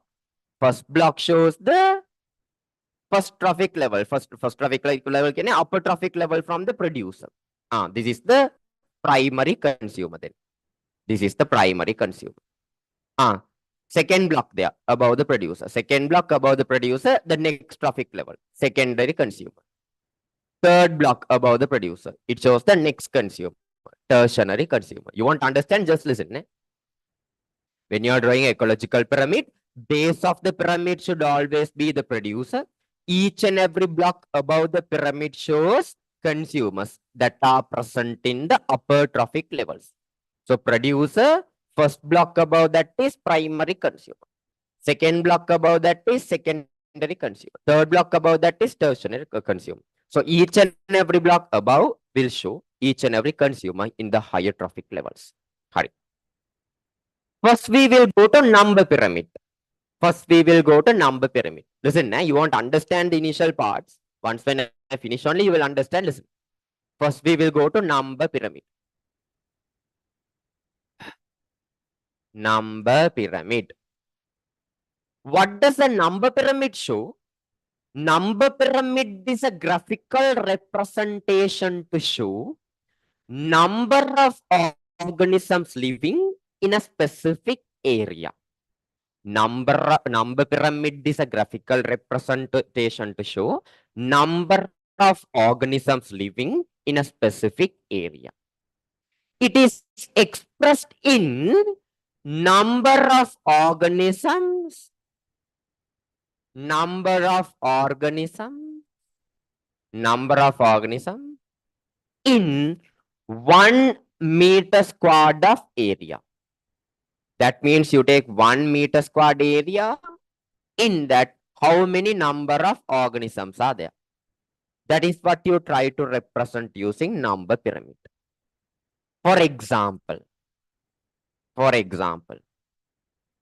let's take in a certain area, there are about 5,000 grass plants. 5,000 grass plants are there. 1 square area, 5,000 grass plants are there. About 200 grasshoppers are there. About 200 grasshoppers. Grasshoppers feeds on grass. About 10 frogs are there. About 10 frogs are there. About 2 cobra are present. 2 cobra. 5,000 grass plants, 200 grasshoppers, 10 frogs, 7 cobra. They are asking us to draw a number pyramid for this. How to draw the number pyramid? Now listen, now only everything get connected. Huh? How to draw a number pyramid for this? See, I already told you. In a number pyramid, base of the pyramid should be producer. Other levels show the upper trophic level starting from the producer, right? So you start the base from the producer. What is the producer here? Grass. So you draw in your base grass. How many grass plants are there? 5,000 grass plants are there. Then you draw the base a little bit bigger. 5,000, a bigger base is there. Right, base went. The second block above, the first block above the producer. Grasshopper. Grasshoppers are only 200. No? So don't draw it that much longer. 5,000 you took this longer. Then 200 QM a little less than that. 200 grasshoppers. 200 grasshoppers. 5,000 grass, this big block. 200 grasshoppers, little smaller. Next, frogs. How many frogs are there? 10. Even less than 200. Now your third block is even smaller than that. 10 frogs are there. Frogs only 10 are there. Frogs only 10 are there. That is also gone. Finally, cobra. How many cobras are there? Only 2 cobras are there. Then your last block should be even smaller than that. Only 2 cobras are there. This is a number pyramid. HRI. You should fully write it. Huh? Grass 5,000. Grasshopper 200. Frog 10.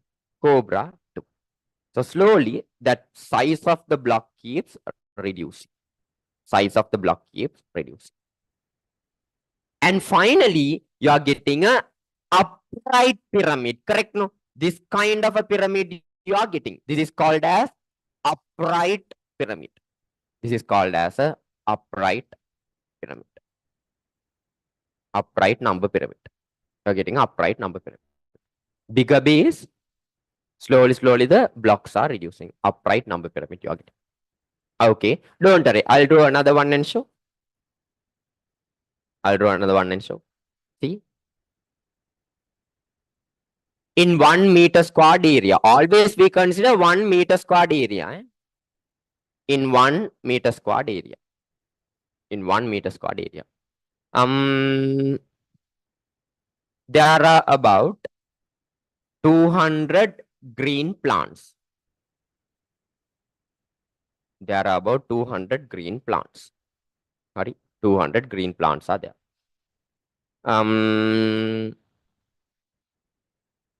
About 50, what shall we write? Someone who eats the plant. About 50, we'll again put the grasshopper itself. That is only coming to the mind. Grasshopper, 50 grasshoppers are there. About 50 grasshoppers are there. Next. About 10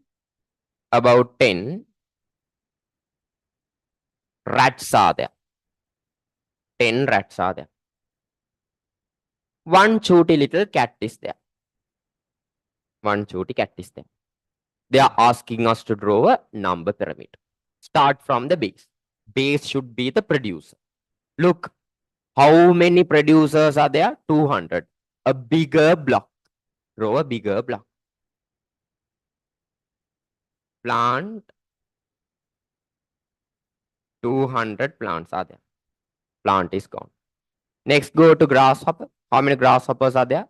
50. A little bit of a smaller block. 50 grasshopper. You should write fully. Grasshopper, only 50 are there. That is also gone. Next rats. 10. A little bit more smaller block. 10 rats are there. Rats only 10. Finally, cat. Only one cat is there. There you go. Cat 1. Again, what type of a pyramid you are getting? Upright pyramid. Upright number pyramid you are getting. Always the base is produced. One by one, the blocks are going with the higher trophic level. We'll draw another one.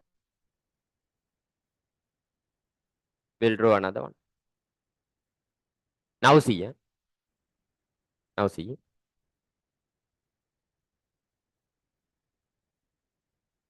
In 1 meter squared area. In 1 meter squared area. There is one coconut plant.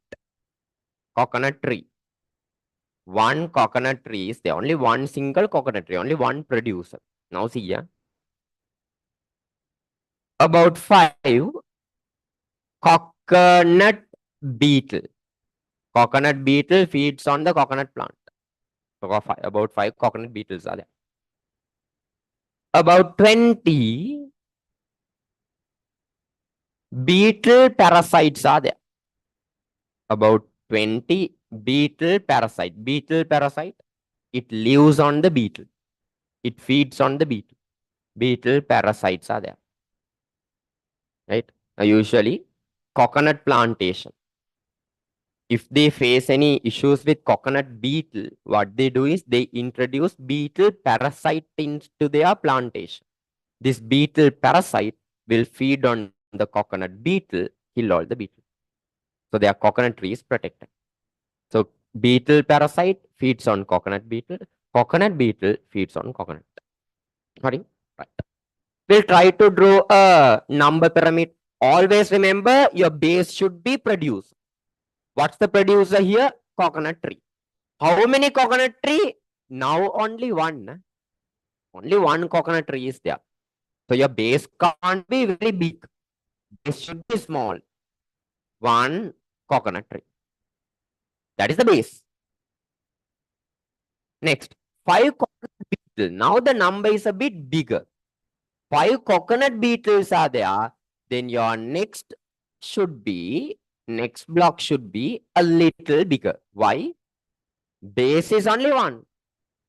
Second block is going to be 5. So 5 coconut beetle and second block should be bigger than the base. 5 coconut beetle. Finally, coconut parasite. Coconut parasite 20 are there. Even more bigger block. Even more bigger block. You draw even more bigger block. 20, no? 20 beetle parasites are there. 20 beetle parasites are. See, producer at the base, other upper trophic levels are drawn on top. Now, what type of a pyramid you are getting? Look at the shape. Can you see? You are getting a pyramid like this. Is it upright? No. You are getting a inverted number pyramid. What type of number pyramid? Inverted number pyramid. So remember, number pyramid, there are 2 types of number pyramid possible. Upright number pyramid also possible. Inverted number pyramid also possible. Always the base is producer. Each and every block above that is consumers. Clear? Now tell me, is number pyramid clear? So should we indicate the values also? Yes. Harine? That's what I told you. Initially you won't understand. At the end only you will understand. Right. Ecological pyramid. Ecological pyramid. Built up using number of organisms or biomass or energy relationship in different trophic levels. The base of the pyramid, always, base of the pyramid represents producer and the rest of the rows represent the consumer. Always, base should be producer, rest will show the other consumers. There are 3 types of ecological pyramids: number pyramid, biomass pyramid, energy pyramid. Number pyramid, biomass pyramid, energy pyramid. First, number pyramid. Graphical representation of number of organisms in different trophic level is called number pyramid. It is expressed as number of organisms per square meter. How many organisms are there in 1 square meter? Both upright and inverted pyramids are possible. So here they have drawn. Producer, plant, 1000 plants are there, a bigger base. Primary consumer, cricket, navy. Cricket is a small beetle-like organism that feeds on the plants. 200 cricket are there, then the second block is little smaller. Secondary consumer, cocoon, that one is little bit more smaller. Hawk, only 3 are there. So it's a upright number pyramid. Now look at this one. This one, same thing that we do. It's an inverted number pyramid. Producer is 1, coconut tree. Coconut beetle, there are 8. Correct? No, in one coconut tree, there can be about 8 coconut beetle. In each and every coconut beetle, there are some parasites. Then altogether, 23 parasites are there. So it's an inverted number pyramid. So remember, number pyramid, both upright and inverted are possible. Huh? Both upright number pyramid, inverted number pyramid, both are possible. Both are possible. Pardon? Next, biomass pyramid. Next, going to biomass pyramid. Now, what is this biomass mean? Everywhere you come across the word biomass. No? What is this biomass means? Mass of organic matter. Biomass. Mass of organic matter. Biomass. So in a biomass pyramid, what you try to show is, you graphically try to show the biomass, that means organic waste matter, organic matter present in a certain area. In a biomass pyramid, what you try to show? You try to show the organic matter's mass of organic matter present in a specific area. That is what you show using biomass pyramid. You want to understand initially, just like before, listen. In a biomass pyramid, what you try to show? You try to show the mass of biomass or mass of organic matter present in a certain area. It is expressed in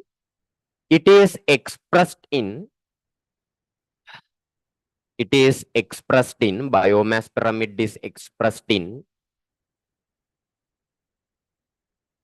grams per meter square per year.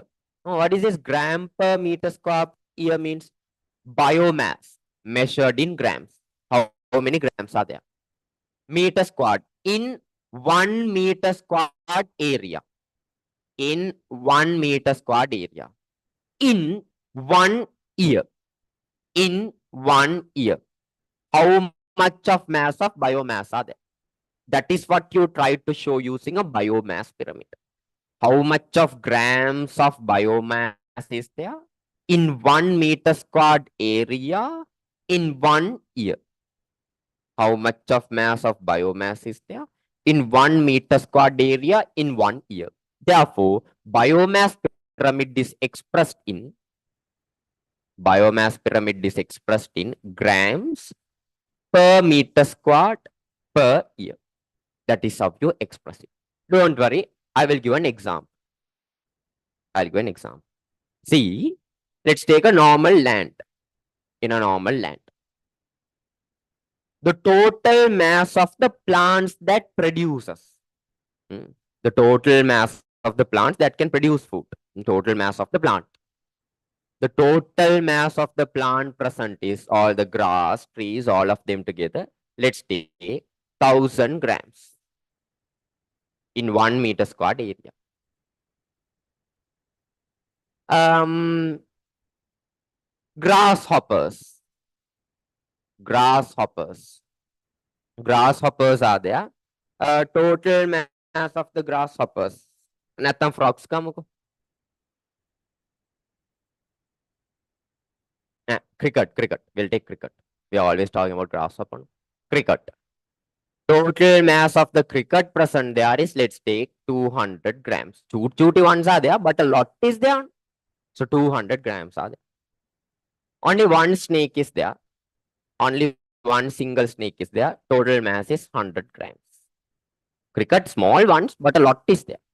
Snake, only one is there, 100 grams. Only one fellow, 100 grams. If I draw a biomass pyramid for this, how to draw? Always the base should be the producer. Base is bigger. Base is bigger. Plant comes to the base.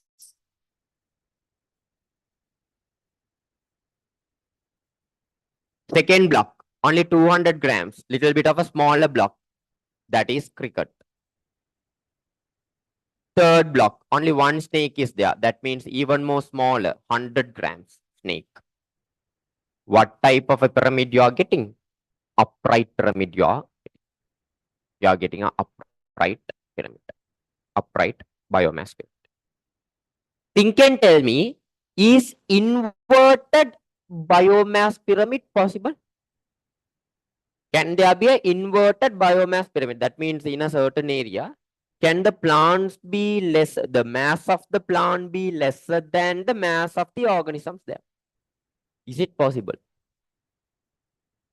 Mass of the plants plus total mass of the plants present less than total mass of the organism or total mass of the animals. Is it possible? Very good. Most of the time, no. But at one place, it's possible. Where? Where? In aquatic environment. Think of aquatic environment. If you take aquatic environment, for example, ocean, plants present there is very less, no? Mass of the plant is very less. But mass of the organisms are high, isn't it? Now, when you go under the water, you can clearly see. Plants you can never see. Coral reefs are there. You can never see plants. Very rarely you can see any aquatic plant. But everywhere you turn, you'll be seeing what? Fish. Everywhere you turn, you can see fish. So in an aquatic environment, plant present is less. That means mass of the plant is less. That means biomass of the producers are less. Biomass of the consumers are. So in only one place, inverted biomass pyramid is possible. Where? In an aquatic environment. Only in an aquatic environment, inverted biomass pyramid pyramid possible only in aquatic because plants are less. So the base will be small. Small fish, big fish. එහෙම යන්නේ. එහෙම යන්නේ. So only in aquatic environment, inverted biomass pyramid possible. Plants are less there. So the biomass of the plants are very less. Hurry, we'll go to biomass pyramid. The graphical representation that shows the total amount of organic matter present in different trophic levels is called biomass pyramid. Expressed in grams per meter squared per year. How much of grams of biomass is there in a meter squared area in an year? Most of the time, biomass pyramids are upright. But rarely, the biomass of consumer in aquatic environment is greater than that of producer, then the biomass pyramid is an inverted one. So in aquatic environment, biomass pyramid is inverted.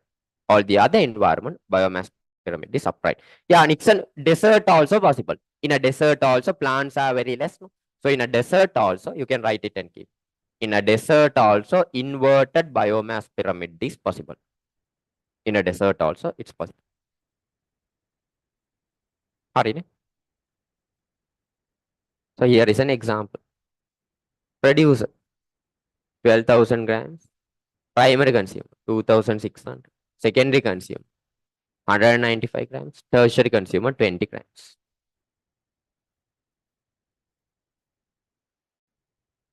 Finally going to energy pyramid. Energy pyramid. Finally going to energy pyramid. Now listen. Energy pyramid.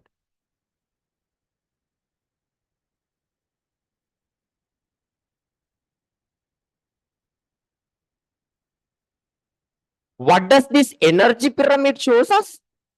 It shows the flow of energy from the producer to the upper trophic levels. What does the energy pyramid shows us? It shows the flow of energy from the producer to the upper trophic level.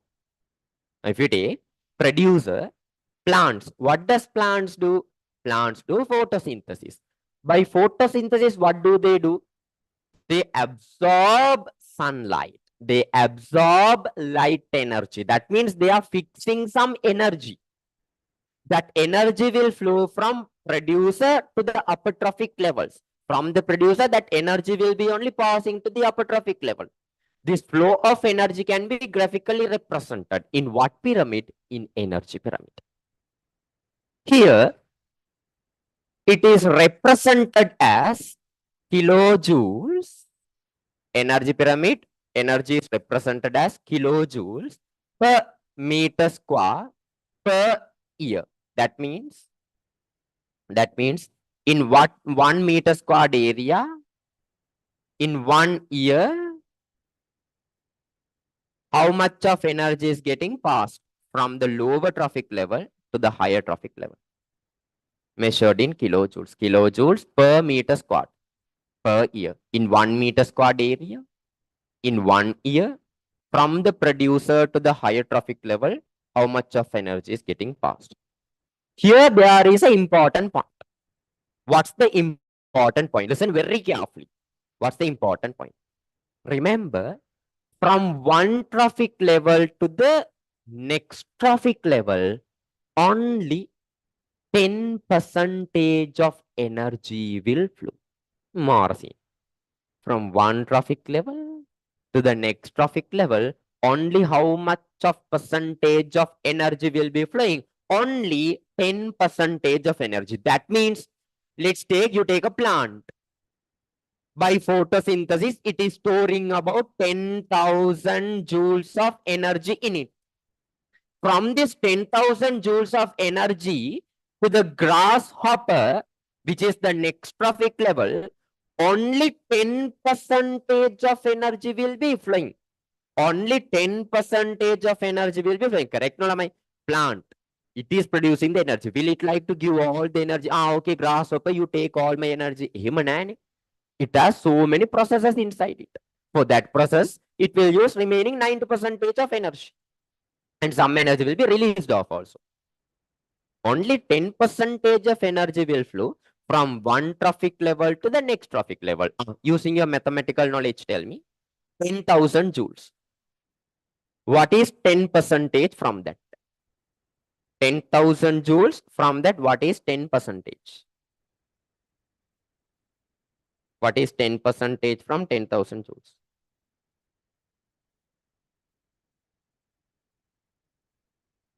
Perfect, 1,000 joules. That means grasshoppers will only get about 1,000 joules of energy.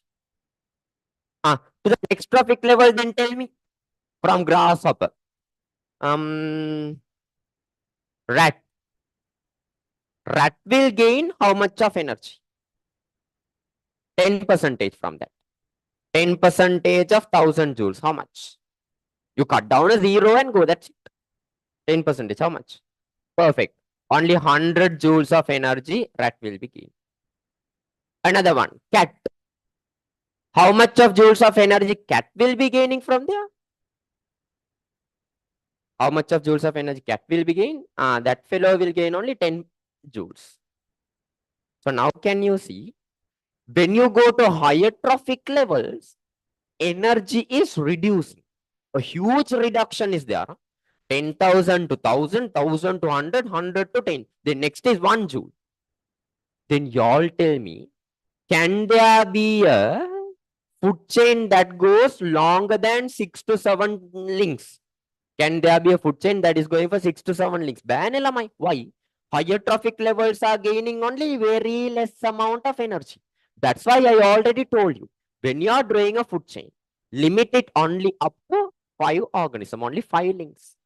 Hey, higher trophic levels won't receive enough energy. So without energy, there can't be a flow of energy. So maximum go up to 5 HRI. Minimum 3, maximum 5. Okay. So don't go to draw food chains that are very long. Him a back. Maximum about 5 links. Maximum only 5 links. Because once now here itself can you see 10,000 became up to 10. So you can't draw very long food chains. Now here we are not talking about food chain. No, we are talking about energy pyramid. We'll try to draw an energy pyramid for this. Now simple. Things are simple. Any pyramid, base is going to be the producer. Base is going to have how much of joules? 10,000 joules. Plant, 10,000 joules. Primary consumer, second block, only 10 percentage of it. That is 1,000 joules. Grasshopper. This fellow will get only 1,000 joules. Next, chooty rat. Rat will be gaining only 100 joules. Finally, cat. Cat will be gaining only 10 joules. Cat only 10 joules. This is how your energy pyramid is going to be. Only this type of this thing. Now, what is this type? It's upright energy pyramid. No? It's upright. Y'all think and tell me, can there be inverted energy pyramid? Is inverted energy pyramid possible?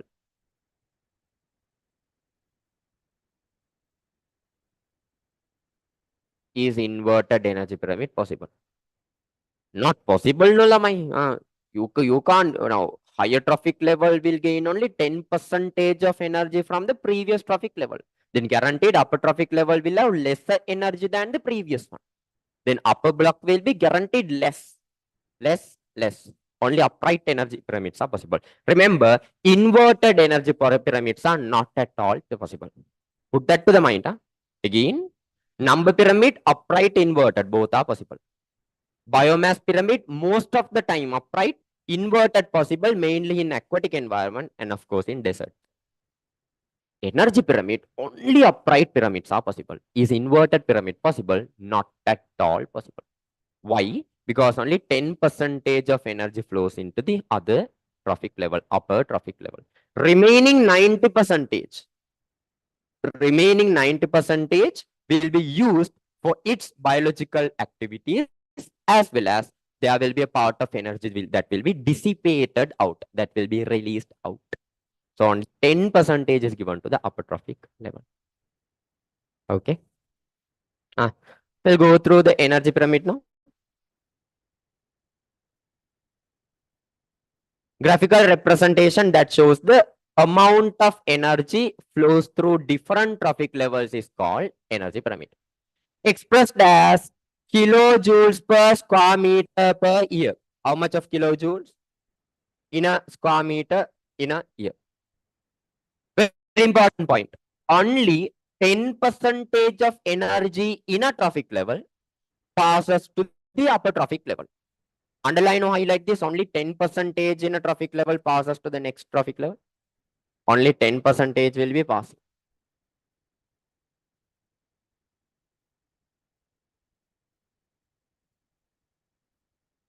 90 percentage of the energy is dissipated to the environment.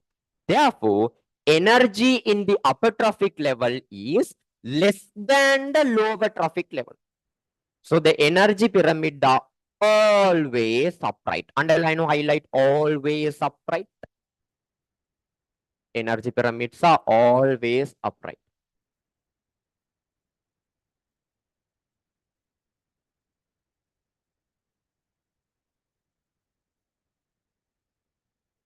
They are always upright.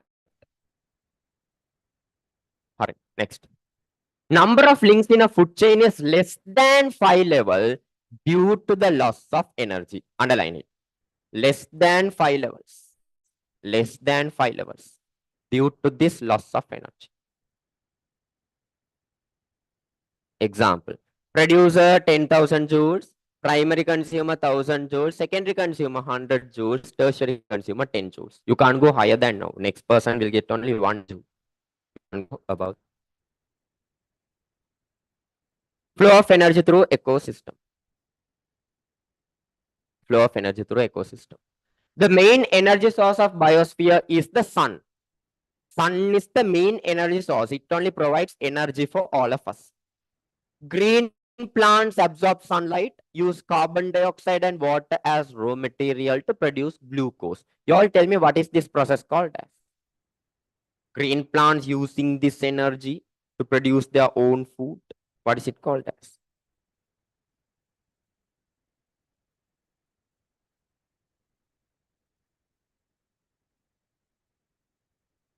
What is it called? Photosynthesis. Very good. This process of fixing energy of sunlight is called photosynthesis. The energy fixed by producers passes from organism to organism along trophic level. Only 10 percentage of the energy flow to the upper trophic level. Passes to the upper trophic level. 90 percentage of energy is lost in each trophic level as heat. Energy dissipation. Loss of energy during transferring energy from one trophic level to the next is energy dissipation. Your friend's photo is given there. Sorry. Very hard to get the photo. I had to search a lot. Now this fellow, energy obtained from food, he is obtaining 100 percentage of energy. Only 10 percentage of energy will be stored in him. So if a person goes and eat this fellow, he will gain only 10 percentage of energy. If that fellow eats, he will gain only 10 percentage of energy. 60 percentage of energy is released during respiration. 30 percentage of energy is released through excretory material. So 60 plus 30, 90 is released out. Only 10 will be stored in his body. Only 10 will be stored in his body. That is what is energy transformation means. Hari, any doubts up to there?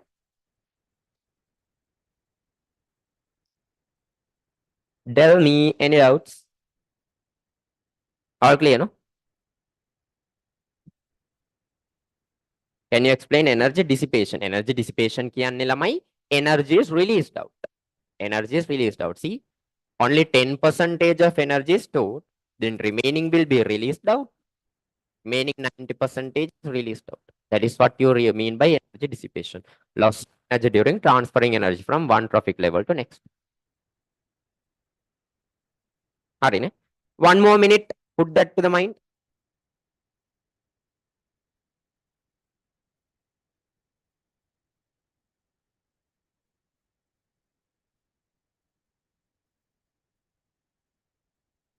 1 minute, put that to the mind now itself.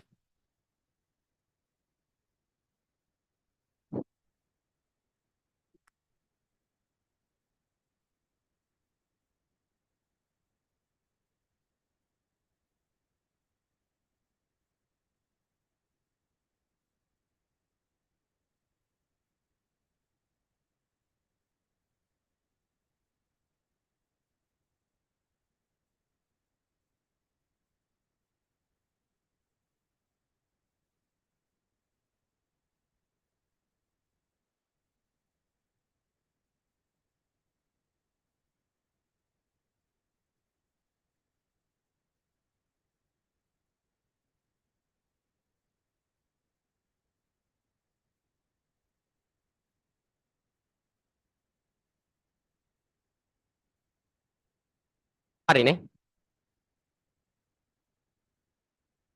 Finally going to biogeochemical cycle.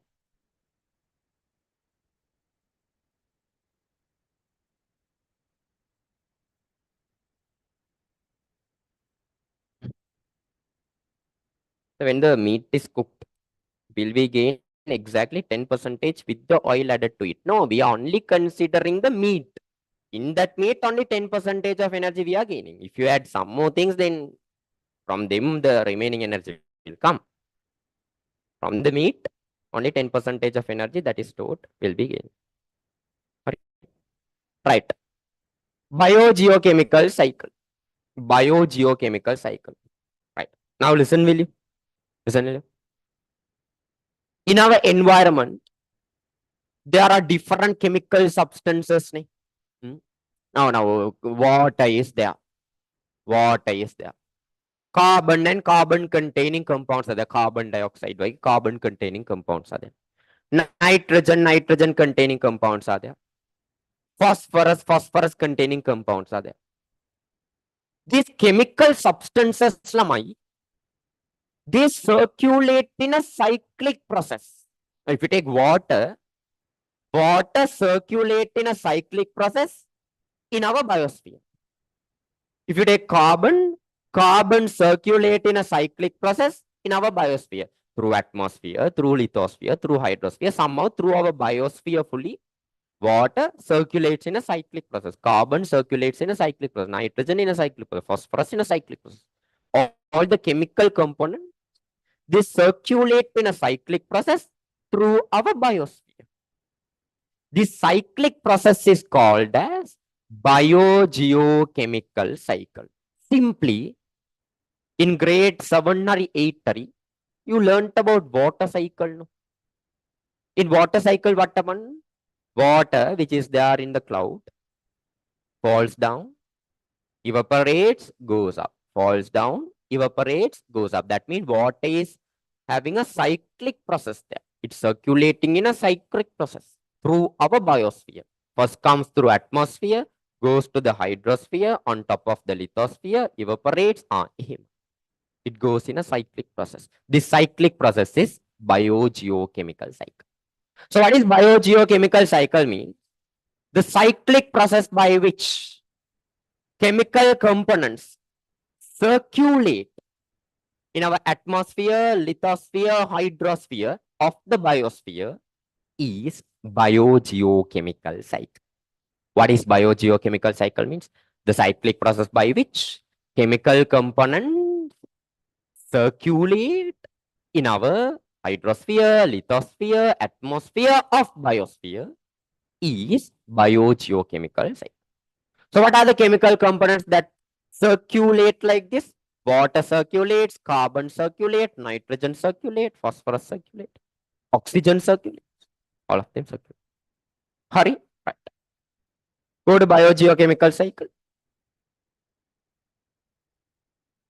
The process of cyclic circulation of essential chemical component through atmosphere, hydrosphere, lithosphere of biosphere is called biogeochemical cycle.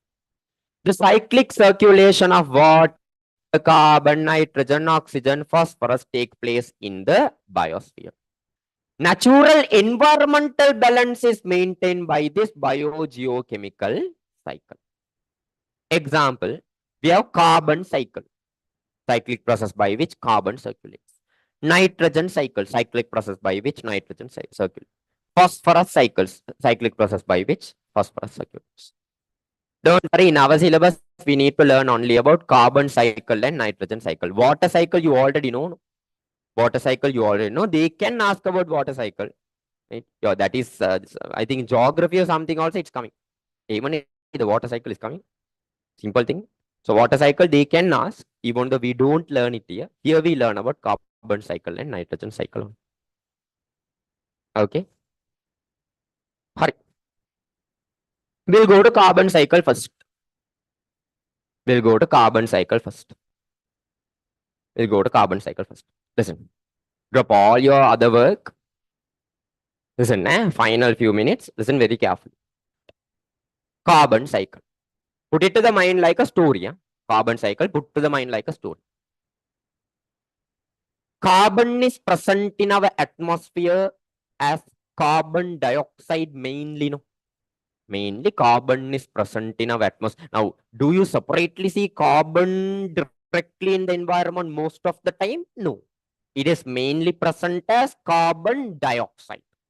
So carbon is present in our environment mainly as carbon dioxide. Now story. Yeah? Now think like a story. This carbon dioxide will be fixed on the earth mainly by photosynthesis. Mainly by photosynthesis into the plants. Correct? No? Who has the ability to absorb carbon dioxide and fix it on earth from the atmosphere on earth? Who has the ability to fix it? Plants. By what method? Photosynthesis. So photosynthesis is the main method by which atmospheric carbon dioxide is fixed on the earth. Another way is also there. When there is rain, this atmospheric carbon dioxide can dissolve with the rainwater. It can dissolve with the rainwater, get added into the waterways. Get added into the waterways. So that way also carbon dioxide can get fixed. But this is not the main method. Always it doesn't rain. Mainly carbon dioxide is fixed on the earth by plants during photosynthesis. Right. Now carbon dioxide is fixed. That means carbon is fixed on earth. What are the ways by which carbon dioxide is released from earth? These are simple. See, if we take plants, plants respirate. By respiration, carbon dioxide is released. By respiration, carbon dioxide is released. Animals are there. We'll draw an animal.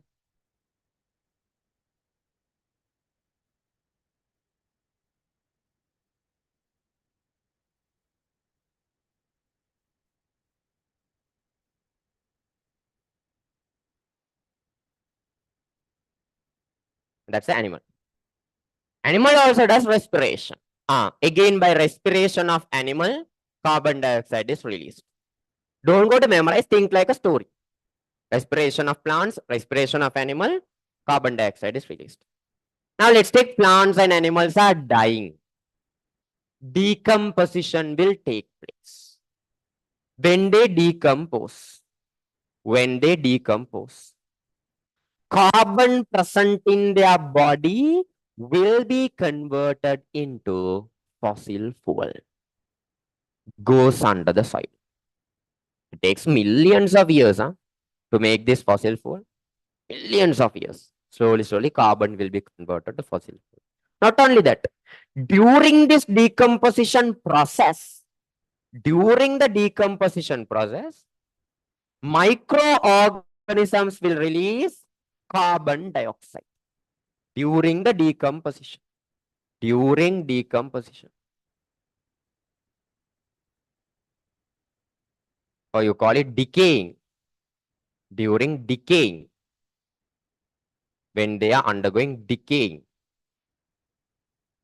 During the decaying process, microorganisms release carbon dioxide. Is that all? No.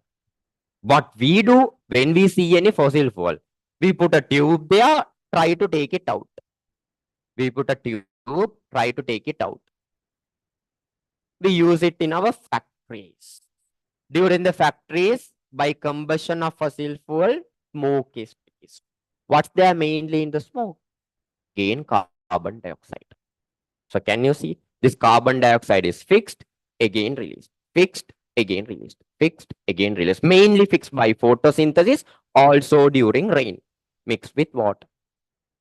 During respiration, it's released out. During combustion of fossil fuel, it's released out. During decaying, it's released out. How fossil fuels are formed? By fossilization of plants and by decomposition of animals. Can it happen in a short period of time? No, long period of time goes. Takes a very long period of time. Sorry. Plants release oxygen. Ade appa. Plants release both oxygen and carbon dioxide during daytime lamai. During photosynthesis, they release oxygen. During respiration, they release carbon dioxide. Keep that in mind. So plants, no respiration. Lamai, there can't be a living organism without doing respiration. Respiration is a living characteristic. Any living organism, plant or animal or anyone will do respiration, aerobic respiration or anaerobic respiration. Somehow they will do respiration. Without respiration, an organism cannot live. Don't think plant doesn't respirate. Plants are maruine. They don't respirate like they can live without oxygen. Any living organism will respirate. During respiration, carbon dioxide will be released. During photosynthesis, oxygen will be released. Photosynthesis is a different process. Respiration is a different process. Two different processes. So can I know the name of that animal? You can please give a name to that animal. Harine. So this is simply our carbon cycle. We'll go through carbon cycle. The main method of fixing carbon in an ecosystem is photosynthesis, of course. Animals depend on green plant and they receive carbon through those food. Decomposers obtain carbon by digesting dead organisms. All organisms release carbon as carbon dioxide during respiration. All organisms. Don't think plant doesn't respirate. You're wrong. Carbon dioxide is released during respiration. Any organism you take. When decomposers are absent, carbon in dead plants and animals convert to fossil fuel. This process needs millions of years to be completed. During combustion of fossil fuel, carbon is released. Microorganisms play a major role in carbon cycle. They release carbon in dead matter rapidly to the atmosphere. So that diagram is fully clear. One more point. How carbon that is dissolved in water by sedimentation, they form carbonated rock. And then again carbonated rock, they dissolve and become solution. So that separately happens in waterways. By sedimentation, carbonated rocks are formed. Again, they dissolve and release the carbon. Again, sedimentation, carbonated rocks. Again, they dissolve, release carbon. Again, sedimentation, carbonated rock. Again, they dissolve. What does sedimentation means? Carbon, layer by layer, they get attached, form a solid structure. That is the carbonated rock. Carbon, layer by layer, they get attached, form rocks. Again, they dissolve, again they attach. Again, they dissolve, again they attach. Sorry. So basically, up to carbon cycle is done. Up to carbon cycle is done. Which gas released by plants at night? At night, guaranteed plants will release carbon dioxide because at night they will only do respiration, no photosynthesis. So plant will release only carbon dioxide. Harina, 3 hours. We can like interval part and all half an hour cut karat, 2.5 hours. Good. You all were here.